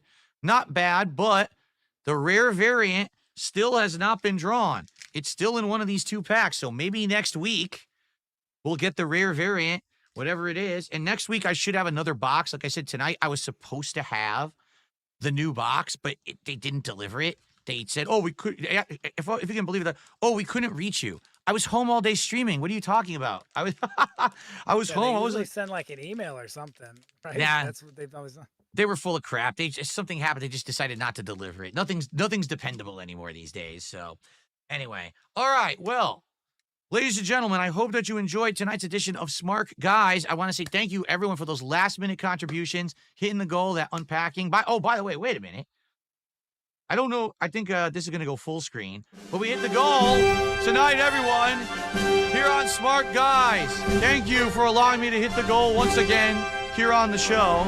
I hope that you guys enjoyed the episode, and thank you so much, very much, for your support. That was very loud in my headphones, by the way. It almost blew out my ears. To me, you looked like nothing was happening because we're on Discord. So to me, it just you didn't see anything. What's he doing? He's complete posing. Opposite experience. There you go. All right, so guys, thank you so very much. Next week, our last of a 3-week tear of 3 guest hosts here on the show. I hope that you will join me. Good God. Thank you, Cypress TV. You were a great co-host. I really enjoyed myself. Again, guys, please Phil. comment. Cypress, do you have anything to say to end the show tonight? Phil, this was so boring and bad. We ended up watching a Superman cartoon from the 40s. We're watching cartoons from the fucking 1940s, bro. Okay, some shit's made 150 years ago. This is so bad. Sorry, I have the hiccups. Oh shit. Nope, I had a great time. I'm glad we got to talk wrestling, and hopefully, I want every host to do great. I didn't come on with the intention of ever permanently doing anything. I just wanted to help you out. He's gonna be the new permanent host. He's gonna be the new permanent host. Phil already made up his mind. Oh yeah, he went along with everything I said, and he even sucked my dick a little bit tonight. My hiccups are making me laugh. I'm sorry. Fuck. But Phil's like, "Yep, this is the guy. Look, this is the guy to do it." So thank you for letting me do that. All right, everyone, thank you so much for watching. We'll see you next week with the final show pre-WrestleMania and the third special guest host. Don't miss it. You won't regret it. Thanks, everyone, for a great show. See you next time. He has heroin to smoke, bro. Homeboy has heroin to smoke. He has to go. Low-key, looked like he was eyeballing a fresh little pipe of fresh crystal meth. Alright, I'm gonna get out of here, dude. I'm gonna get out of here. We'll be here tomorrow night. Sorry, I have the hiccups now. Holy shit, bro. Fuck you. Hope you guys have a good night. Take care of yourselves and each other. I appreciate the support. Hopefully, I'll see you guys in the next episode. I'm like a little baby, bro. My hiccups are making me laugh. Holy fuck. Alright, I'll see you guys